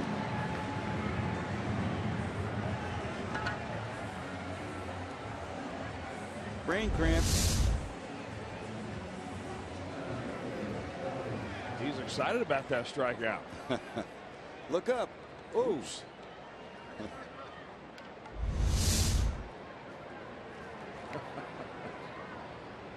Your best kangaroo court. Best team you were on. It's funny as long as it doesn't happen to you. Yep. You walked off the mound thinking it was the third out, huh? Oh, I was wishing it was the third out. Most of the time I was taken out before the third out.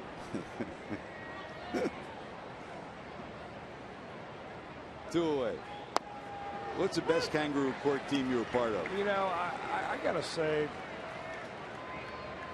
a more veteran team. Yeah. And when I played with the Expos, it was a more veteran team. You get a bunch of young guys together, not really sure what to do in kangaroo court. I can tell you that the kangaroo courts that they go through in the Reds fantasy camp are as good as anywhere. Oh, when you get Lee May going, forget it. You're right. It takes a big presence, too. You know, somebody like a Don Baylor, somebody like a Frank Robinson running a kangaroo court. Well, don't call Lee May for character witness. He'll throw you right under the bus. Whatever it takes. I miss my coach. Hope you're doing all right, Lee. Always thinking of you, Lee. What an addition to every clubhouse he was part of, man. Every team needs a Lee May in the clubhouse. 2-2. Could use a big bopper at the plate. Too kidding.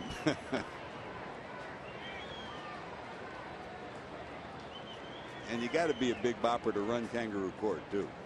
You can't be the timid guy. You got to be the presence, like Frank Robinson was. 3-2. Bounce back over second. Mercer. Quick flip. Well, the speedy Billy Hamilton gets on. Now let's see what the Reds can do with 2 outs in the 7th. The onus is on Billy to get to second for Negron here. Well, Negron's simply going to give him a pitch to go on. And Billy's got to try the best he can to just get a good jump early on. I mean, not wait very long, because you don't want to have Negron take a pitch for strike 1 and then have to put him in a 2-strike hole.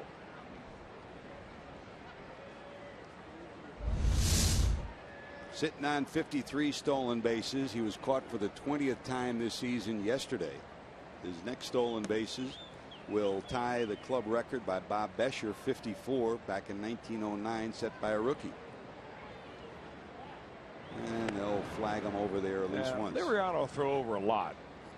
And he doesn't pick a lot of guys off, but he does keep the running game under control, usually. This year, however, a little different story. 16 stolen bases, only 3 thrown out. A little bit bigger lead for Billy, and they'll chase him back again.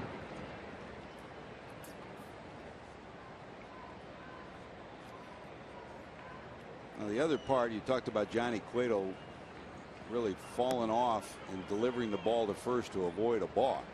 And the first baseman has to be in the vicinity of first base bag.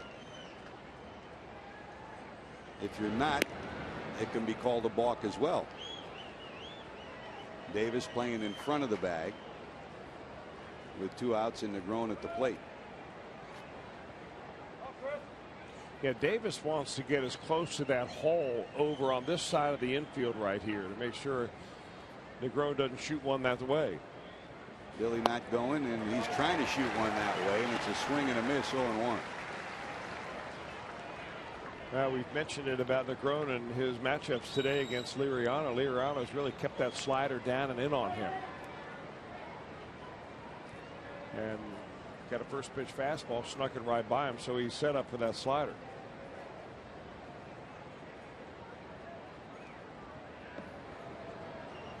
Billy not going. This one looped down the right field line towards the foul line, but it'll go foul. If that hits dirt, Hamilton scores. He was halfway to third when the ball hit the turf.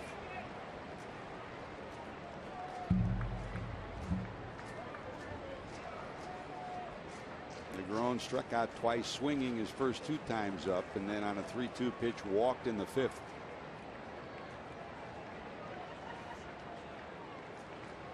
Stewart flashes his sign, sets up down and in.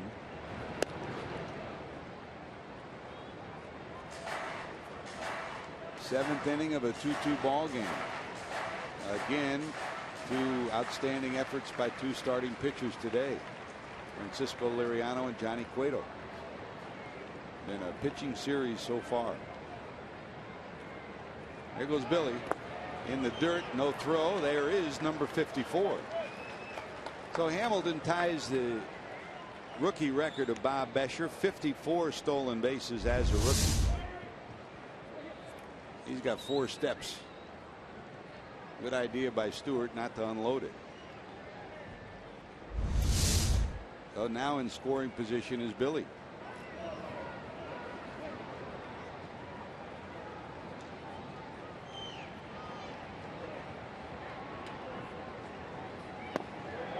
Just wide, 2-2.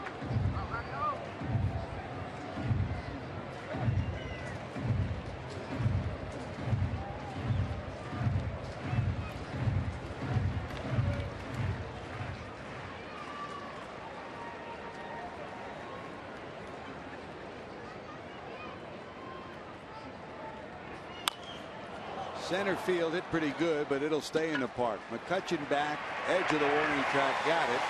The Reds get an infield hit and a stolen base. Nothing to show for it on the board, and we stay tied 2-2. Coming up, it'll be the bottom of the order against Johnny Cueto, but we'll keep it here to honor America at PNC Park. Join the Pirates and Major League Baseball as we honor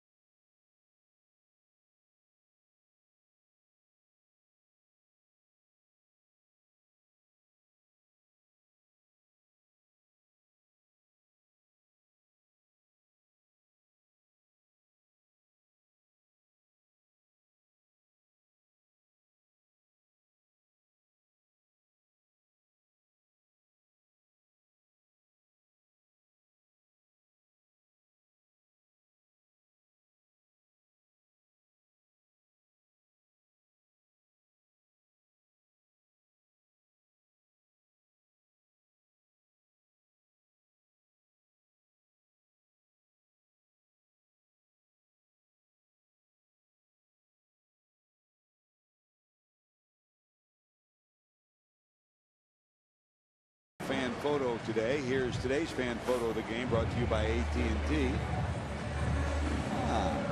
That's a neat one. From back home at Great American Ballpark. Nice job. Thanks, Amy. Amy, we're putting you in charge of runs for the remainder of this game for the Reds, okay? Here's Johnny Cueto, Chris. Cueto going to work as we head to the bottom of 7th. Here's Jordy Mercer, who homered to make it 2-0 in the 2nd. And he popped out second time up. Star to play today. Milwaukee with a 1-game lead over the Cardinals. There's a liner in the left. Ludwig coming in. Got it. 1 away. Milwaukee a game lead over St. Louis. Pittsburgh 2 back. The Reds 8.5 back. The Brewers will play San Francisco still to come later on. And Cardinals and Cubs are going at it, Chris. They are right now. The Cubs are taking advantage of the Cardinals. John Lackey's given up 5 runs in 4+ innings, and Travis Wood has only given up 1. So the Cubs lead the Cardinals 5-1.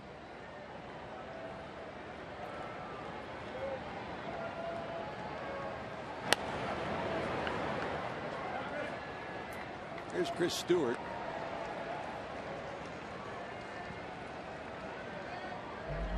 If you're just joining us, Johnny Cueto gave up a home run to Josh Harrison on the first pitch of the game, and then a home run to Mercer. That's all he's allowed today. All told, 7 hits and 2 runs for Pittsburgh. Over Cueto's glove, here comes Brandon. 94 games and counting without an error for the Reds Gold Glove second baseman. That's the longest streak active. And don't forget, you can always have the latest information on the Reds right at your fingertips. Follow Kevin Goheen from FoxSportsOhio.com on Twitter at FSOhio_K Goheen for the latest news and stories on the Reds. Last trip in here at Pittsburgh, Chris. We want to send a hi, hello, and welcome to the real McCoy, Hal McCoy. We're sure he's back in the man cave watching today's ball game. Everyone in Pittsburgh says hi to the real McCoy. They miss him when he doesn't come to town here. You're right. Legendary writer and legendary person. Especially Beef and Buff. They both miss him very much. Amen. All the guys that used to be around, most of them are gone, but you go around the clubhouses and you go through the ballpark and he says, Hal in town.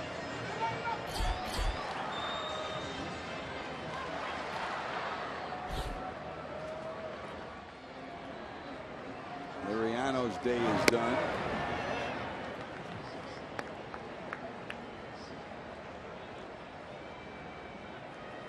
Morel will pinch hit.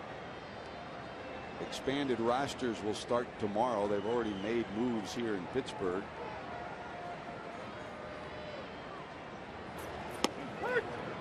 There it is for Johnny. Cueto gets a zip, zip, zip 7th. Can the Eds come up with 8th inning magic?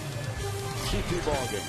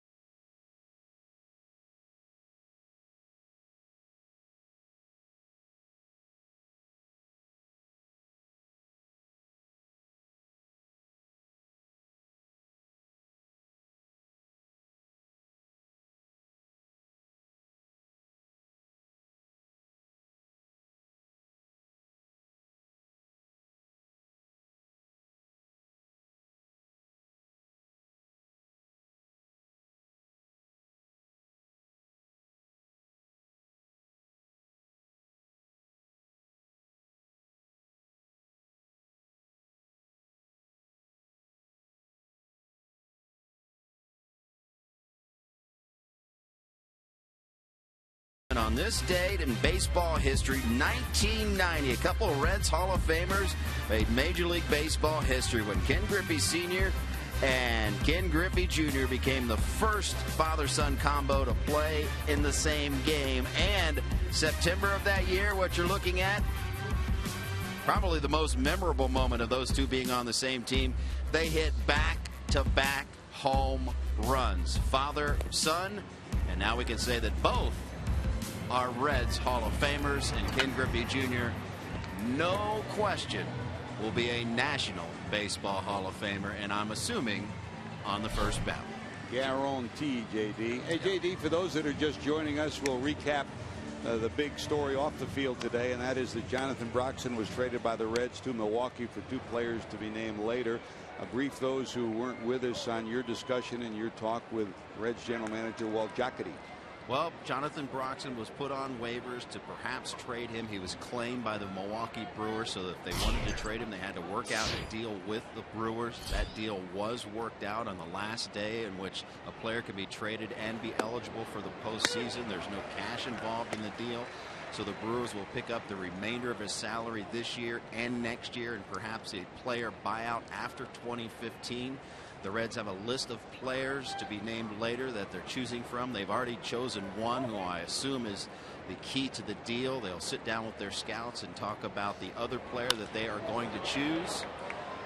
As Phillips sends one into the gap, McCutchen runs it down. So trading him within the division, Walt Jocketty said that it was a deal that they just couldn't pass up. The 2 players he expects to contribute at the major league level next year.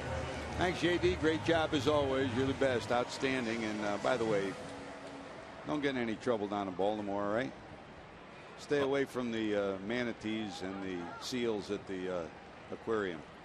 Well, hopefully the only things that swim around are the ones that are going to be on my plate. Go get them, buddy. All right. Great work as always by Jim Day. Line drive out from Phillips. Here's Frazier. Brandon today 0 for 4. He hit that one on the button. Frazier flied to right, singled to right, line to right. All of those against the left-hander Liriano. Here's Jared Hughes, Chris. Jared Hughes comes in, the right-hander. He has been up and down the last few years. He has been often used this year, but it's been about 5 or 6 days since he's been in a ball game.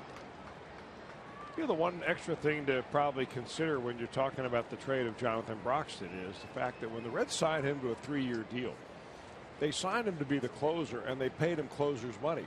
So now he's being used as a setup guy for Aroldis Chapman, and makes a tremendous 1-2 punch at the end of the bullpen. The problem is he's kind of on the expensive side for someone who pitches in 7th and the 8th inning. So that's the other part of it, because they thought maybe when Broxton was signed to be the closer that Aroldis Chapman would move into the starting rotation. That never happened, so you essentially had 2 closers down there. 1 ball, 2 strikes to Frazier. And obviously at this time of the year you strive to win a division or to make it to the postseason, and then your next goal is to advance. And how do you advance? Now, 1990 was the greatest example for the Reds, with 3 lethal arms out of the bullpen. Bouncer down to third. Harrison, long throw. They'll get Frazier by a step. 2 away. So what Doug Melvin's trying to do is give himself a bullpen that'll go deep into the postseason. Well, they've had some injuries to their bullpen. They're hoping to get some of them back, but evidently the word may not be as good as they thought on some of those pitchers. So that's why they bolster with a veteran like Jonathan Broxton.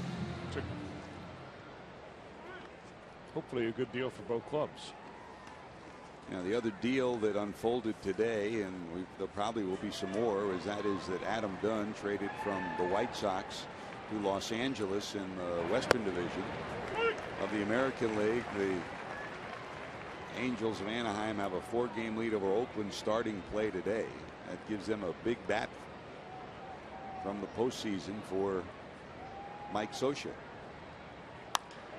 Pena, 2 hopper down to second. Walker has it. So Hughes has a 1-2-3-8. To the bottom of 8 we go. Still tied at 2.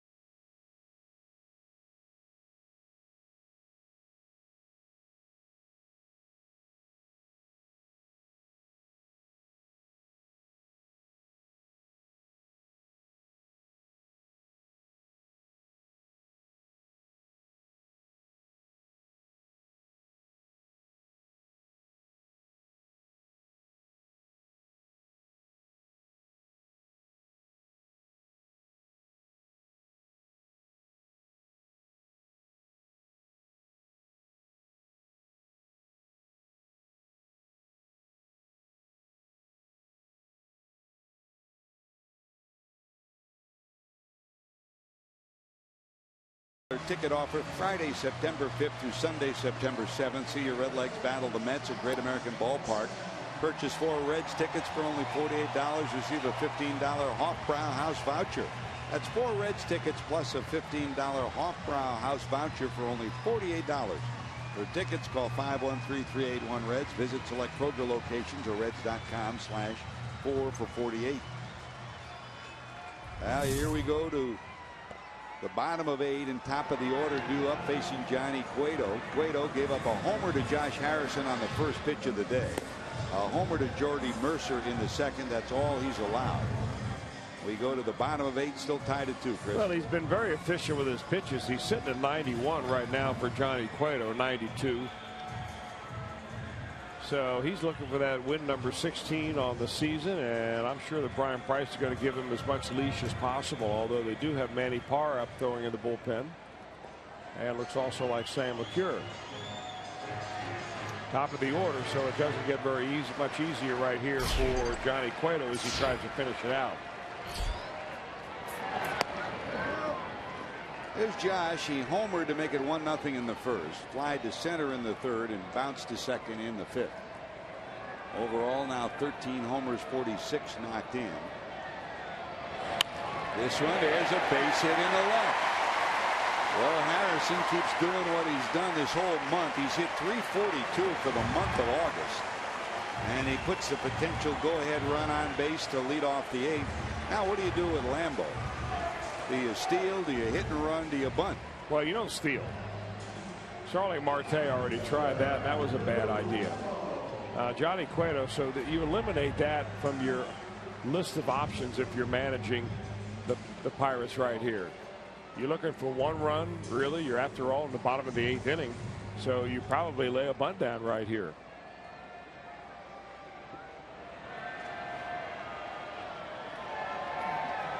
Harrison, 17 stolen bases. He's been caught 6 times.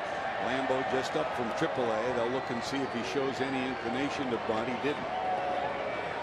Well, you got to figure he's bunting anyway, because then you leave a base open. You're probably going to end up walking McCutchen, and then it will fall on the shoulders of Neil Walker.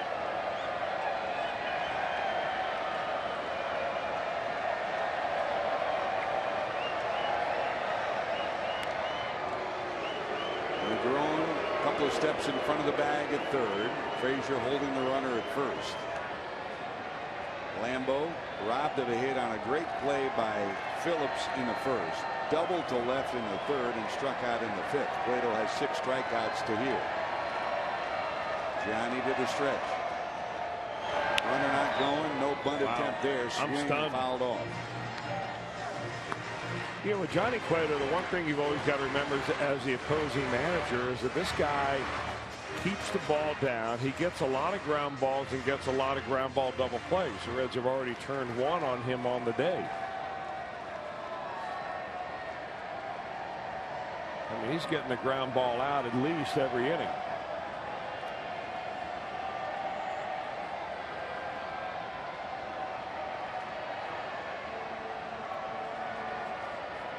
Lambo going into this year in 7 minor league seasons has 8 sacrifices in his minor league and major league career. Well, when you're batting the number 2 spot, though, that should be on your resume.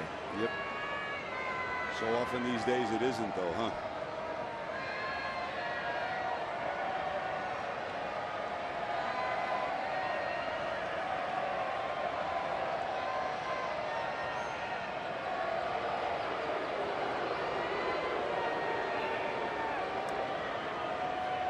Pirate fans resurrecting the Cueto chant here at PNC. Harrison not going, swing and a miss. 0-2.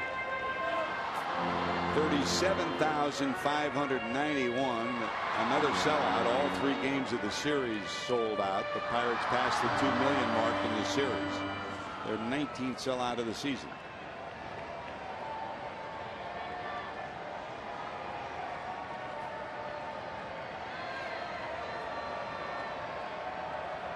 Johnny to the stretch. 1-2.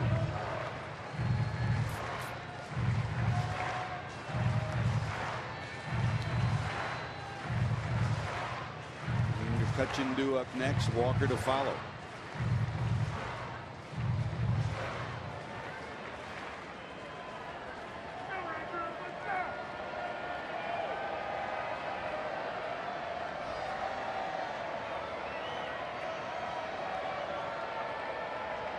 Runner not going. That's wide.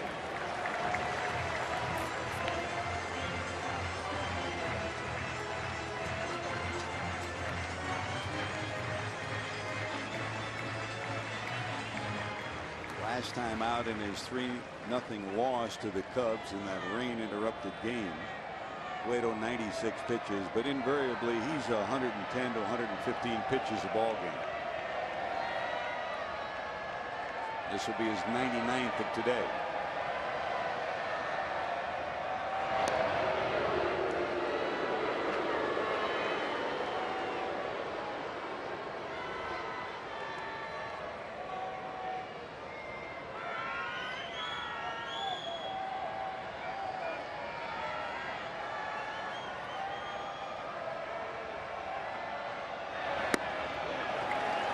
Go full 3-2. Now they got ahead 0-2 without much of a problem at all. Both pitches fouled back and they were swung through. And now he's tried to reach back for that second gear, which we've seen so many times, but he's been high with a fastball 3 times in a row. Hurdle has often put runners in motion. Does he put Harrison in motion here? 3-2, nobody out in the 8th. You run the risk of a strike him out, throw him out, double play. But a base hit, you've got first and third. So the decision for Hurdle with Harrison at first.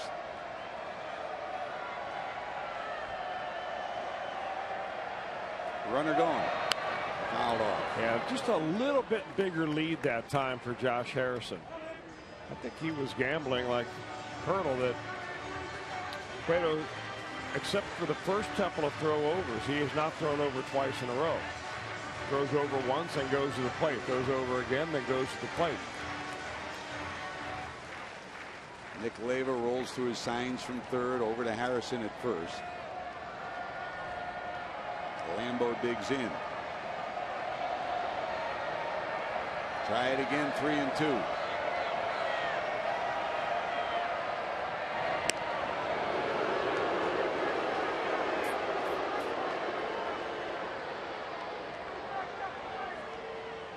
If you do get a strike him out, throw him out here, Chris, you can credit Cueto with maybe cheating a half a step from Harrison at first. Good point. Going again. Looped up. Phillips on the edge of the grass will haul it in, and Harrison will get back to first. So 1 away, and here comes McCutchen.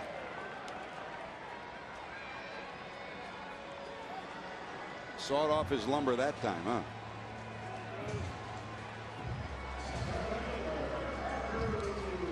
I'm just really surprised that Clint Hurdle didn't have Lambo bunting. Maybe there's something that we don't know about Lambo and his inability to bunt or ability to bunt.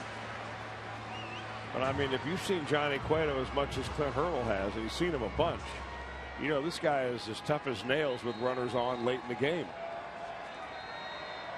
Still anchored at first. Here's McCutchen. Pop up, strikeout, single. Big swing. Well, if the Pirates take the lead, Mark Melancon is up and loosening in the bullpen for Pittsburgh. You know, you get a fastball from Johnny Cueto in the second inning, it's like 92. You get it in the 8th inning, and it's 94, 95.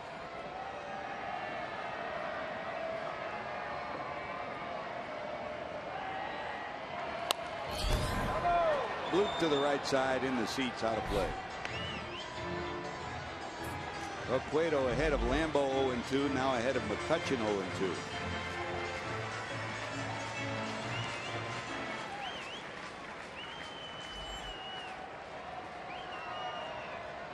Well, he has been brilliant for the Reds all season long. A bona fide Cy Young candidate who's carried the Reds on his back time and time again. Hit hard, pass Santiago in the left. Harrison will stop, he'll fall down, but get back to second. Well, pinched a step over for a possible double play. Santiago can't get to that ball. It hits the edge of the grass and heads into left. Well, we'll take a look at the at-bat again. It went on an 0-2 pitch base hit by McCutchen. Our Mazda pitch by pitch. And Cueto's just keeping the heat on him. Going to throw fastball after fastball. The second one at 95. That one up. But McCutchen, after seeing a couple of those, began to time it and hit it sharply past the shortstop. Our Mazda pitch by pitch.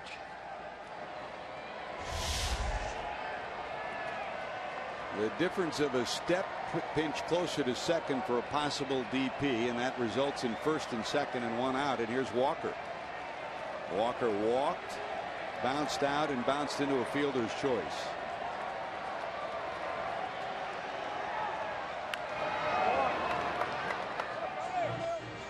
You know, Johnny has not thrown anything but fastballs here ever since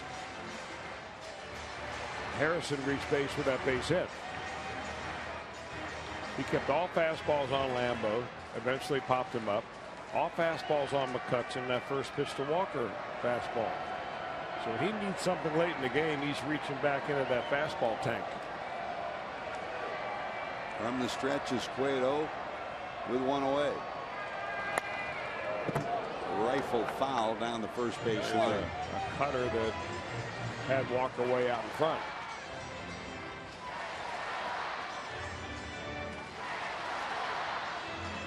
Walker 0 for 2 today. He's now 7 for 40. 170 against Cueto in his career.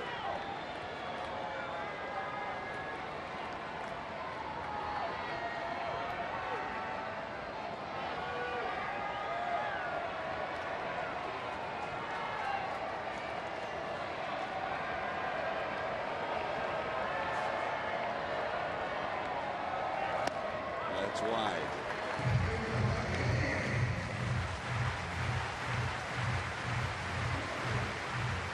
18 home runs on the season for Walker. He has always been a much better hitter from the left side than the right side. In fact, at one point in time, he was contemplating doing away with switch hitting.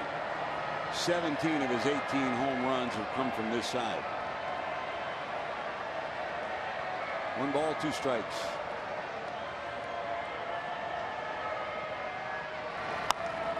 Dribble to the right side. Cueto has it. He'll tap the runner for the out, and the 2 runners will advance.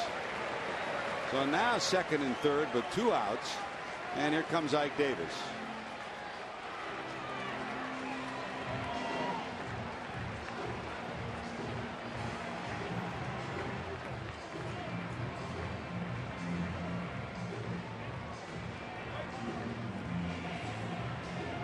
Brian Price out.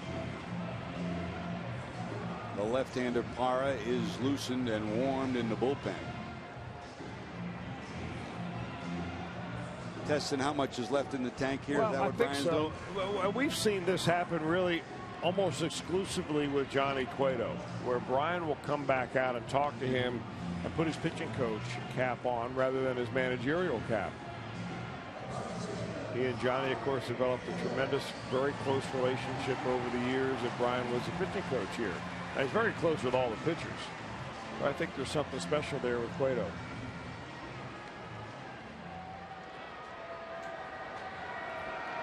Ike today 1 for 3 against Cueto. Overall 4 for 20 for his career. Go ahead run at third is Harrison. The speed of McCutchen is out at second. 2 away. Davis struck out looking, single to left and fly to right. Milked foul to the left side. Well, with that hitch in your swing, I mean, he is just begging Johnny Cueto to bury that fastball up and in. That one may be a cutter right there to try to even get in there a little bit more. Big deep breath for Cueto. He comes to the stretch. Jammed him. And for the third batter of the 4 he's faced, he's 0-2.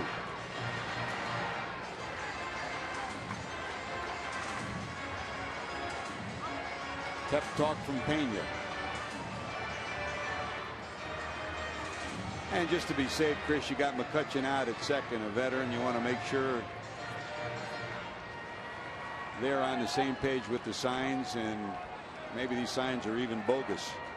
They know what they're going to throw here. Whatever Johnny wants.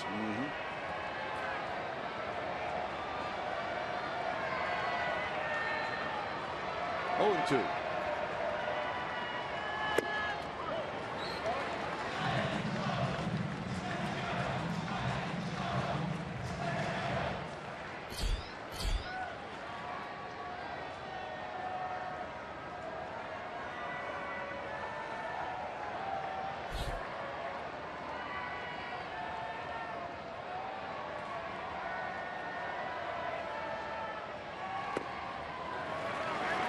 We're even at 2. And just tried to overthrow that cutter just a little bit. I don't know if he wanted to backdoor that or get it right inside his hands.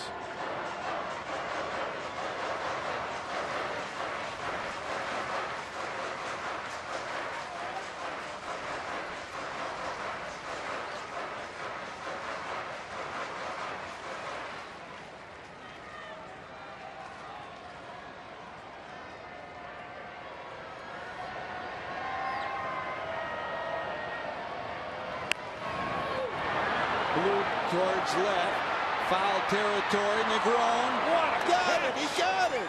Christopher Negron,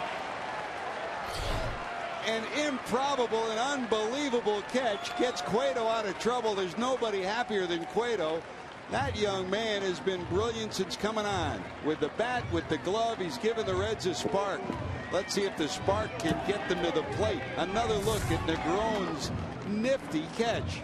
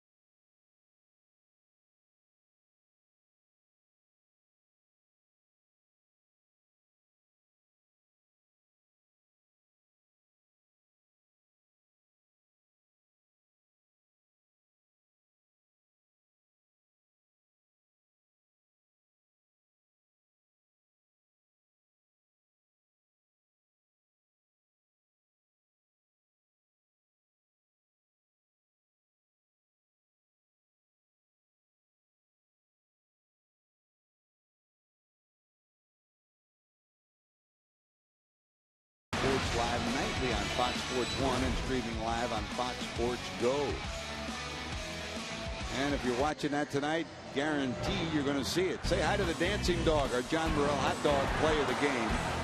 Negron almost came up with a spectacular catch earlier today, but boy, does he bail Johnny out with this catch. What a dandy catch from Christopher Negron. He broke at the crack of the bat. I mean, someone else might have just figured it's a foul ball, forget it, but Cueto says thank you very much. The happy feet of Billy Hamilton and the happy feet of Christopher Negron have kept this one tied at 2. Here's Ryan Ludwig as we go to the 9th in a 2-2 game. The Pirates will overshift on Ludwig. He lined to center first time up, walked against the shift, and then singled to right against the shift on a 3-2 pitch in the 6th.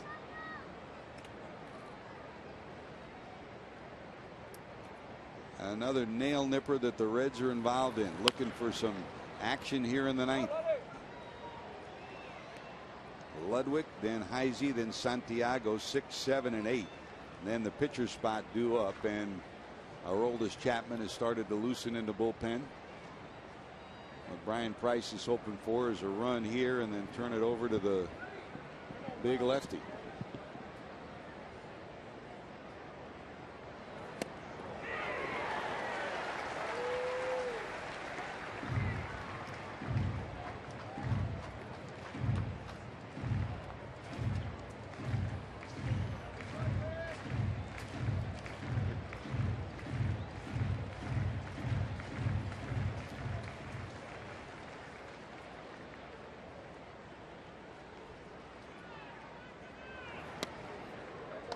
That's up high. 2 balls and 2 strikes.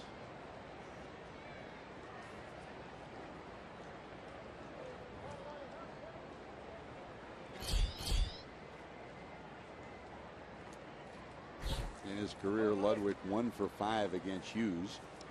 Chris Heisey behind him is 3 for 5 against Hughes. He got him. So 1 away here in the 9th. Here comes Heisey, and again, the biggest story off the field for those of you just joining us, the Reds announced today that Jonathan Broxton traded to Milwaukee for 2 players to be named later. Anything new on that, JD? Well, I wanted to clarify one thing, George. There might have been some miscommunication on the way. The Reds getting 2 players to be named later. I said that the Reds expect them to contribute at the major league level next year. They expect these guys to contribute the next 2 to 3 years. I certainly don't want to put too much pressure on some young guys, but needless to say, they are Major League Baseball caliber players, and we hope to see in the next couple seasons at GABP. Just wanted to clarify, and people don't get the wrong idea. All right, JD. 1 away. Here's Heisey. Heisey's big swing is the equalizer in this one so far. Fly ball to center. Then after a walk to Ludwig in the 5th, his homer tied the game at 2. Last time up, he bounced back to the pitcher. All those at bats against Liriano. Here's the big button, Chris, our Nissan drive of the game. Boy, he uncorked it and went a long, long way. You're needing it right there because the Reds have had a hard time mustering offense right after the walk to Ludwig. And he jumped on the first pitch that he saw.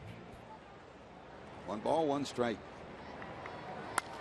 This one down the line. Going back, curving. It's going to be gone. A 2-home run game for Chris Heisey, and the Reds have taken the lead in the 9th. Well, with family and friends coming to the ballpark, he gave him something to cheer about today, Chris. Boy, you're right about that, George. You know, he's from Pennsylvania, the other end of the state, yes, but hey, he gets it done right here against the Pittsburgh Pirates. Johnny Cueto likes it. It puts him on the winning side of the ledger if the Reds are able to hold the lead. The only question about this one was whether it was going to hook foul. And he kept that ball very straight as it went right down the line. Didn't hook very much at all. And goes into the stands, and that is a 1-run lead for this Reds ball club. That'll put a smile on your face. Now 4 for 6 against Hughes in his career. And a big shot here. A 2-home run game for Chris Heisey. And the Reds lead at 3-2. And you know what that means out in the Reds bullpen. The big guy is getting ready.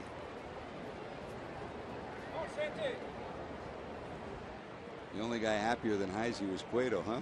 That's a great shot. He's happier than Heisey, I can tell you that. Speaking from the pitcher's union, union, it's right? just been a long time coming for Johnny Cueto to finally get, win number 16. He's been so close to so many games in which he really pitched well enough to win but didn't get the W. Santiago walked, bounced out, and singled. Bouncer to the right side. Walker. 2 away.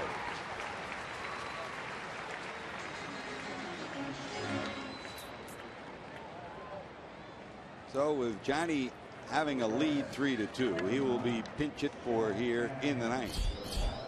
Jack Hanahan will come in and pinch hit for him as Chapman gets loose in the bullpen.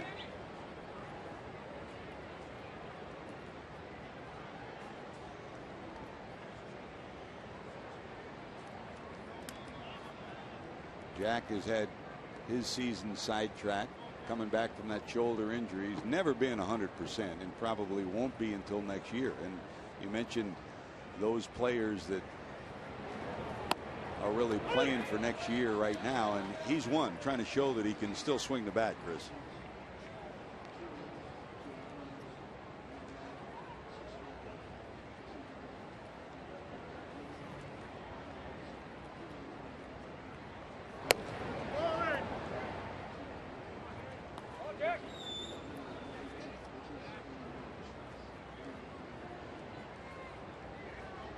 One ball, one strike. You know, one of the things you forget about Skip Schumacher is that he started the season on the disabled list with a separated shoulder. At that time, it didn't require surgery, but I mean, that's a pretty major injury to come back and you miss some time and you come back and you play the same year. Those are the kind of nicks and bruises that a lot of the Reds have. That even though you don't have surgery, it probably takes you almost a year to recover from something like that. 2 balls, 1 strike. I've been amazed at watching Schumacher defensively after dislocating his shoulder to see some of the diving efforts he's made right on that shoulder. Other players might have shied away, but he hasn't. He's done it twice, separated his shoulder, and both times diving for a ball. That's normally the way a baseball player will separate his glove arm. When it happens, you're diving straight out goes your arm and you land on it, and that's when the injury occurs. 2-2 to Anaheim. Liner left. It is a fair ball into the corner. Rounding first, looking for 2. Here come Hill, slam on the brakes and head back. What a job by Marte. Boy, he got there like a rocket and threw a strike to second. Wise decision by Anaheim.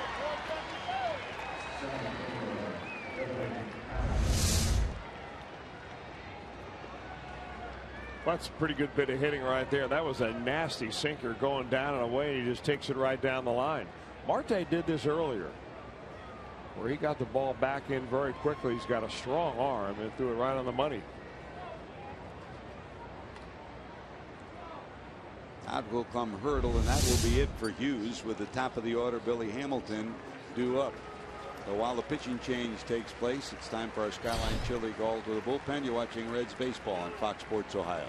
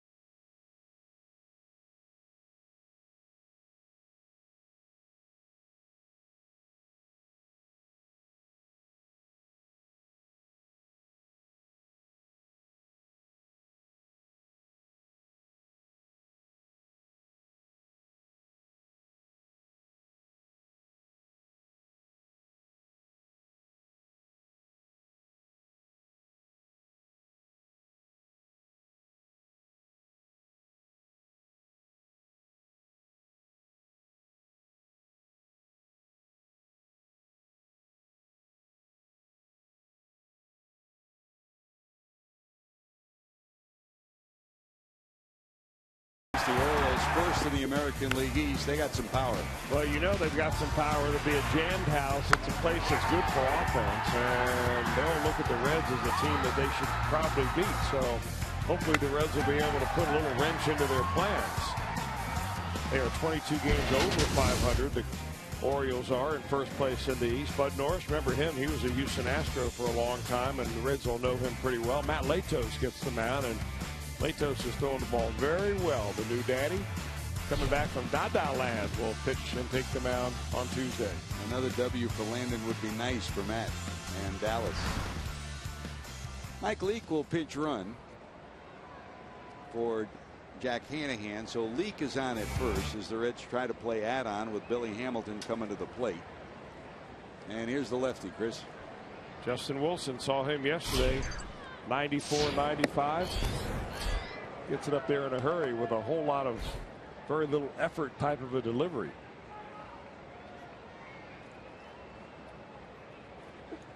Three runs, 7 hits for the Reds, 2 runs, 9 hits for the Pirates. Billy today struck out, popped up, bounced out, reached on an infield hit and stolen base in the 7th, but was left stranded.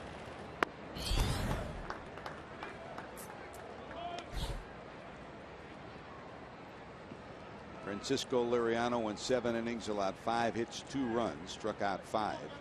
Johnny Cueto went 8 innings, 9 hits, 2 runs, struck out 6. 113 pitches for Cueto. He'll turn it over to Chapman when we go to the bottom of 9.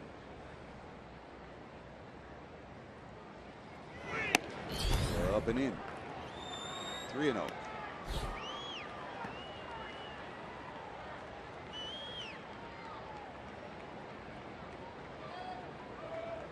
Takes a long look at Steve Smith. That smile was like, is he going to give me the green light? 3-0.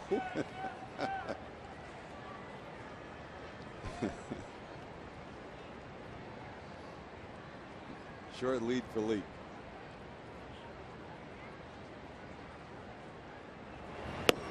That's a strike. 5-4. Cubs lead the Cardinals 6th inning. Milwaukee leads the Giants 1-0 in the 2nd in San Francisco.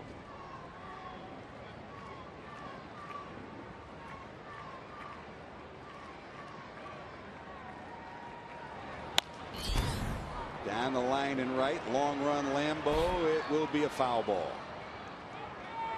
Shaded that way, but still couldn't get to it.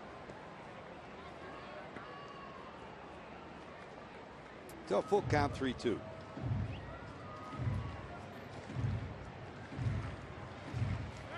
Billy Hamilton is one who's looking forward to getting to Camden Yards. Chris, when you're a rookie and you play interleague play, haven't had a chance to see the new ballpark. That's a pretty park. I know. Oh, it's one a of your beautiful favorites. ballpark, and you know, Billy Hamilton just wants to get to the ballpark no matter where it is. Yep. I mean, this guy just loves the game of baseball. Always the first guy out here on the field. 3-2. Lambeau right there. He'll squeeze it, but the Reds, thanks to Chris Heisey's 2nd homer of the game, take a 3-2 lead and give the ball to number 54. A big bomb from Heisey.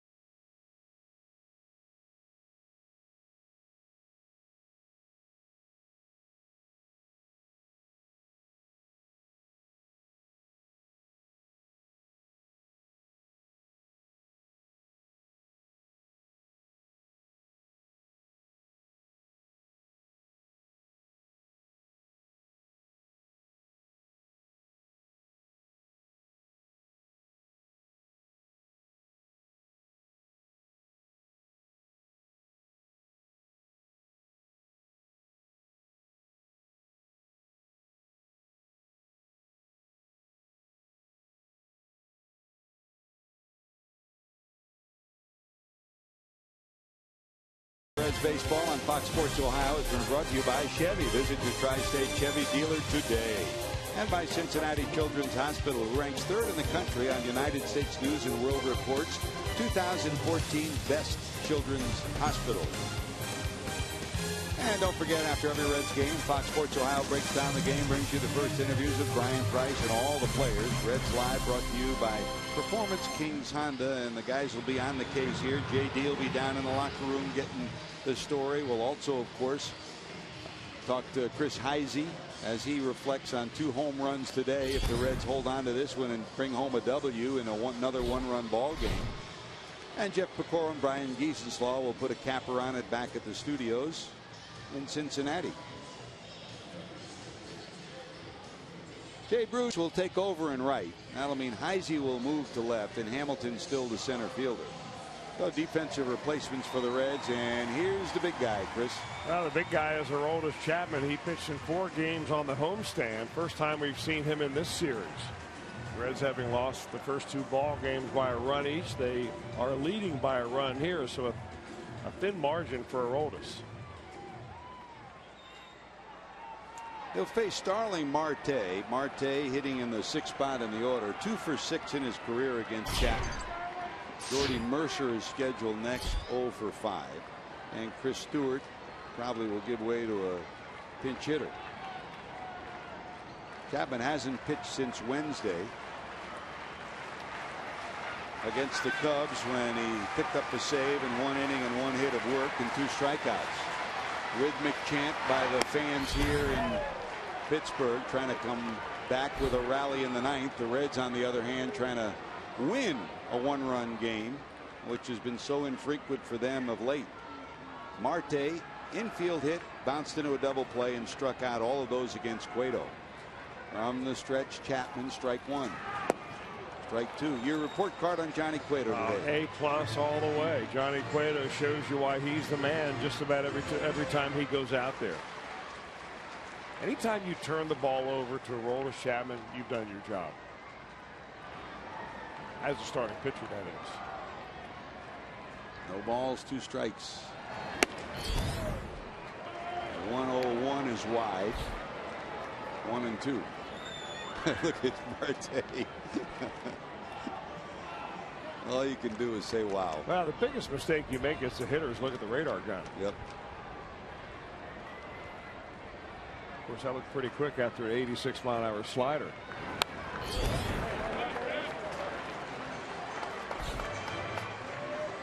But it's funny how things happen, George. You know, and we've seen it. That, you know, when Aroldis Chapman gives up hits, guys can turn on a fastball at 98, 99, and 100 miles an hour if you feed them nothing but a steady diet of those pitches. That's why it's important for him to come in there and mix them up a little bit. Look out, that's wide. And now it's 2-2.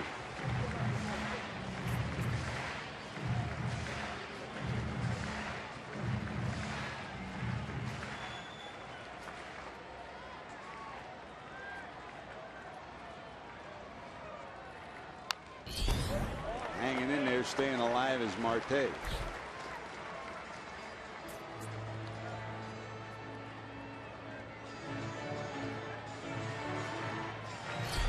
Mercer on deck.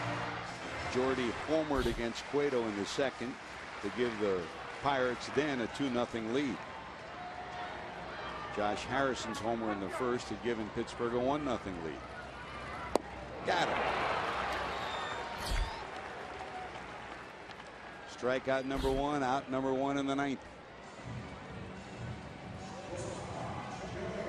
Well, with Broxton gone, a new configuration of the bullpen. All of Aroldis Chapman's pitches are plus major league pitches on a scouting scale. And when he gets 2 of them over in the same at bat, you can pretty much kiss it goodbye.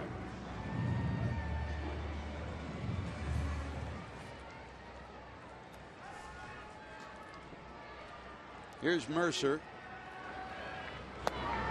His homer in the 2nd was his 8th of the year. Russell Martin has moved into the on-deck circle in the 8th spot of the order for Chris Stewart.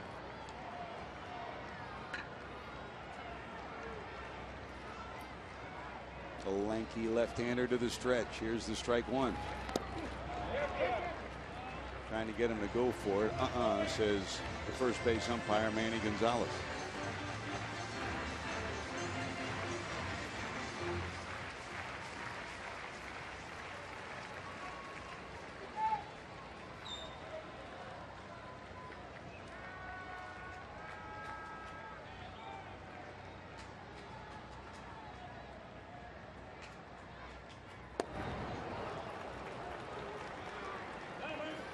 out in front, pulled the string on him, still 86, and it's 1-2.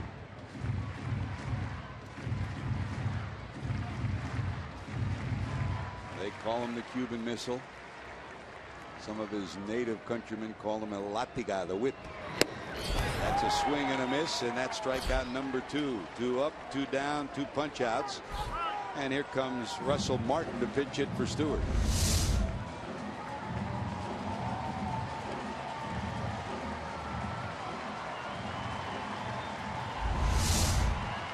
Even if you don't throw it for a strike, Chris, if you throw the slider or the changeup at least once in an at bat, you got to know it's there. Well, it helps you get the hitters off your fastball anyway.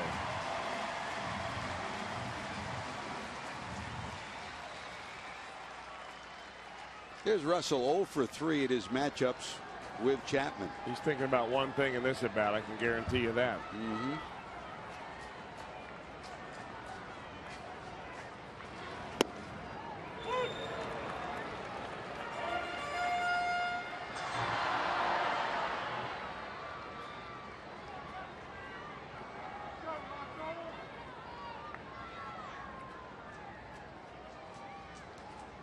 Martin's had another solid year, both as a leader and a contributor on the field for this ball club.